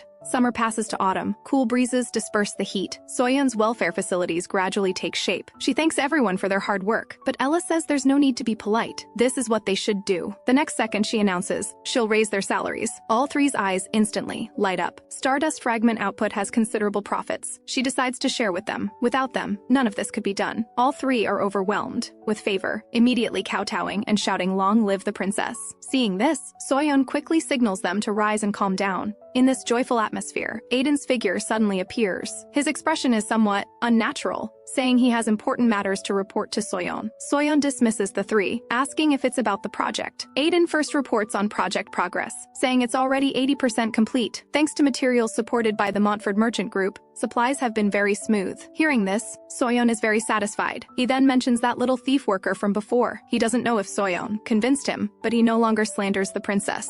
Soyeon reacts. It's that person called Thomas. She once persuaded him when leaving the palace. Then he mentions Victor's engagement plan. According to reports, the engagement will be held in winter or early spring. Valeria Empire is well prepared. This means Isabella will frequently enter and exit the palace. Thinking of having to see them often, she feels utterly annoyed. Her gaze sweeps over Aiden. She suddenly notices he's been covering his face. Strong curiosity drives her. She can't help pressing for the reason. Aiden stammers, not daring to say it's because being alone with her makes him inexplicably shy. Soyeon doesn't believe it at all, thinking he's injured or being bullied. She urgently wants to check. Before Aiden can stop her, she already reaches out to remove his hand covering his face. What meets her eyes is Aiden's flushed face, like he has a high fever. Soyeon immediately becomes nervous, pulling him to take his temperature. Her foot suddenly slips. She accidentally twists her ankle. Her body falls forward uncontrollably, falling straight into Aiden's arms. Aiden immediately panics and straightens her up, pushing her away. Then he can't suppress his wildly beating heart, forcing himself to ask if she's okay. At this moment, she suddenly realizes, could Aiden have fallen for her? This realization shocks her greatly. This is too fast, but she can't ask him based on speculation. She recalls the game plot. Aiden's confession was supposed to come after developing things with Lucas. Soyeon falls into conflict. Objectively speaking, she doesn't dislike either Lucas or Aiden. Lucas is her fiancé and the main character. Following him, she can not only become emperor but also see bonus content. Finally, she makes up her mind to implement polyandry. She wonders inwardly if there's such a thing as polyandry. She needs to search for it. Suddenly, Aiden slaps his own face. Soyeon immediately worries and stops him, demanding to know what he's doing. Aiden's eyes contain tears, saying he must pull himself together. But watching Aiden's shy yet sincere appearance, she can't bring herself to give up either one. Her gaze becomes determined, resolving to find a way for polyandry. Just then, knocking sounds from the door. Duke Montfort asks if he can come in. Soyeon immediately happily tells him to enter. The Duke politely enters, lowering his head saying, "Pardon the intrusion." Looking up, he catches Aiden silently sobbing. Duke Montfort thinks he's interrupting them and turns to leave. Soyeon urgently stops him, her tone urgent as she states nothing happened between them. After sitting down, he reports on work progress,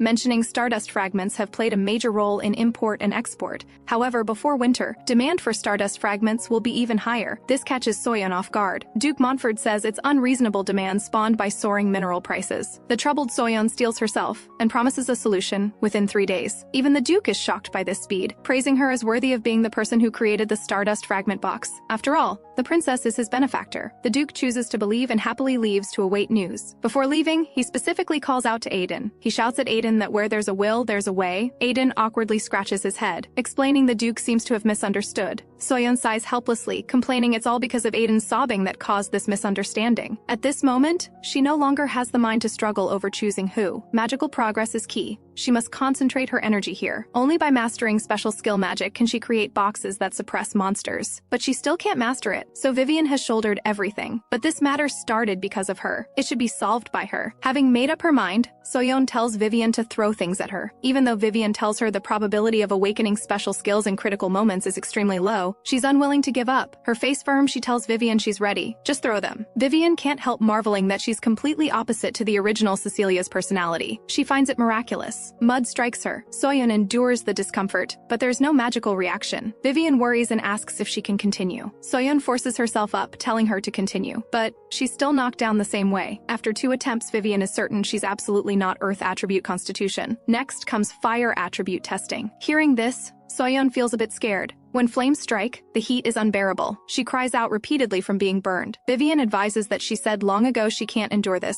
asking if she needs rest. Even though her brow furrows from pain, Soyeon still stubbornly refuses rest. She grits her teeth, insisting on trying until success. Vivian has no choice but to do as she says. When trying again, Soyeon again reaches out to block. She somewhat fearfully closes her eyes. Suddenly, a cool sensation hits her. She unexpectedly summons clear water. Her special skill is actually water. She excitedly shouts she succeeded. Even Vivian can't help praising her, feeling sorry for her hardship. This sudden progress surprises even herself. Vivian looks at Soyeon with relief, marveling she realized it faster than expected. She's truly amazing. On the other side, Victor is buying common people with gifts. Red silk, shell decorations, and other items make citizens cheer long live, but his heart is full of doubt. There are too many suspicious things about Cecilia lately. Someone who used to be indifferent to the throne has now become unusually active. He must think of countermeasures.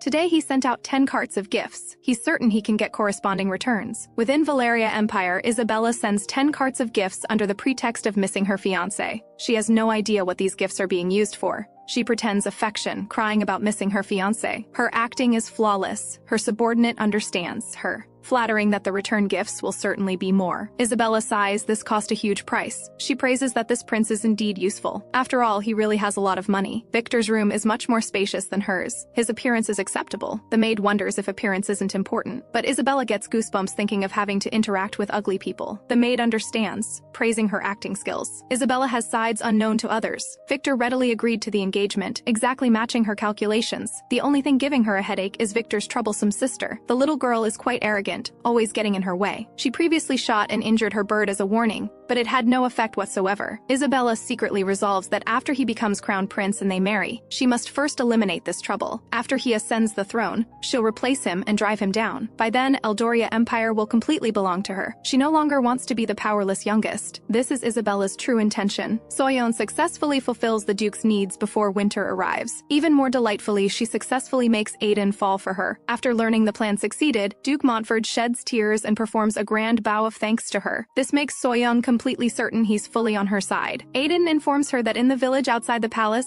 Prince Victor is actually sending Valeria Empire items to win over citizens. Soyeon curls her lip disdainfully, thinking inwardly this is just his useless struggle from anxiety. After all, under her strong stardust fragment offensive, Victor's little methods aren't nearly enough. Though everything goes smoothly, one difficult problem troubles Soyeon endlessly. Should she choose Aiden or Lucas? Regarding precedent for polyandry, she seriously consulted all classics, but the result greatly disappoints her. Forget polyandry. There isn't even a princess becoming emperor. This is clearly a game about a princess ascending the throne. The production team went too far. Though becoming emperor is the primary goal, Lucas and Aiden are also very important to her. Unable to choose an answer, she decides to set it aside first. At this moment, Rosalind thoughtfully asks if she wants tea. Soyeon nods. She can't help sighing, the weather has really gotten cold. Rosalind carefully brings a cup of hot tea. Soyeon takes the hot tea and sips, Just as she's about to temporarily set aside worries, an announcement suddenly comes from outside the door. Ella reports in panic that Prince Victor has come to visit. Soyeon's heart immediately tightens. He's absolutely not here for a simple greeting. She soon calms down, instructing to let Victor in. She wants to see what tricks he's playing. She asks guardedly about the purpose of his visit. Victor makes excuses, stating he has important matters to discuss with her, and he demands everyone present leave. Though Soyeon is full of doubt, she still tells Ella and others to temporarily withdraw. Only 2 people remain in the room. Victor still emphasizes he's only here to reminisce. Soyeon can't help wondering if he took the wrong medicine. He says Soyeon used to always play in the courtyard as a child. She was a cute little girl. Back then, when riding a pony, she accidentally injured her knee. Soyeon keenly senses something wrong, forcing Calm to demand what exactly he wants to say. Victor looks at her, his lips curving into a smile, saying he often thinks of her as a child. He thought after going through an impolite rebellious phase, she'd return to her former innocent self. His tone suddenly intensifies. He demands to know exactly who Soyeon is. Soyeon's heart tightens. She loudly emphasizes she is Cecilia. Hearing this, Victor questions why Soyeon didn't correct him about the injury location. Back then, Cecilia injured her shoulder. Next, Victor brings up the notebook he stole. He says he thought it was an important item. Turns out it's all incomprehensible doodles, and it's missing something that should be there, a signature. No matter what item, Cecilia would sign with a special font.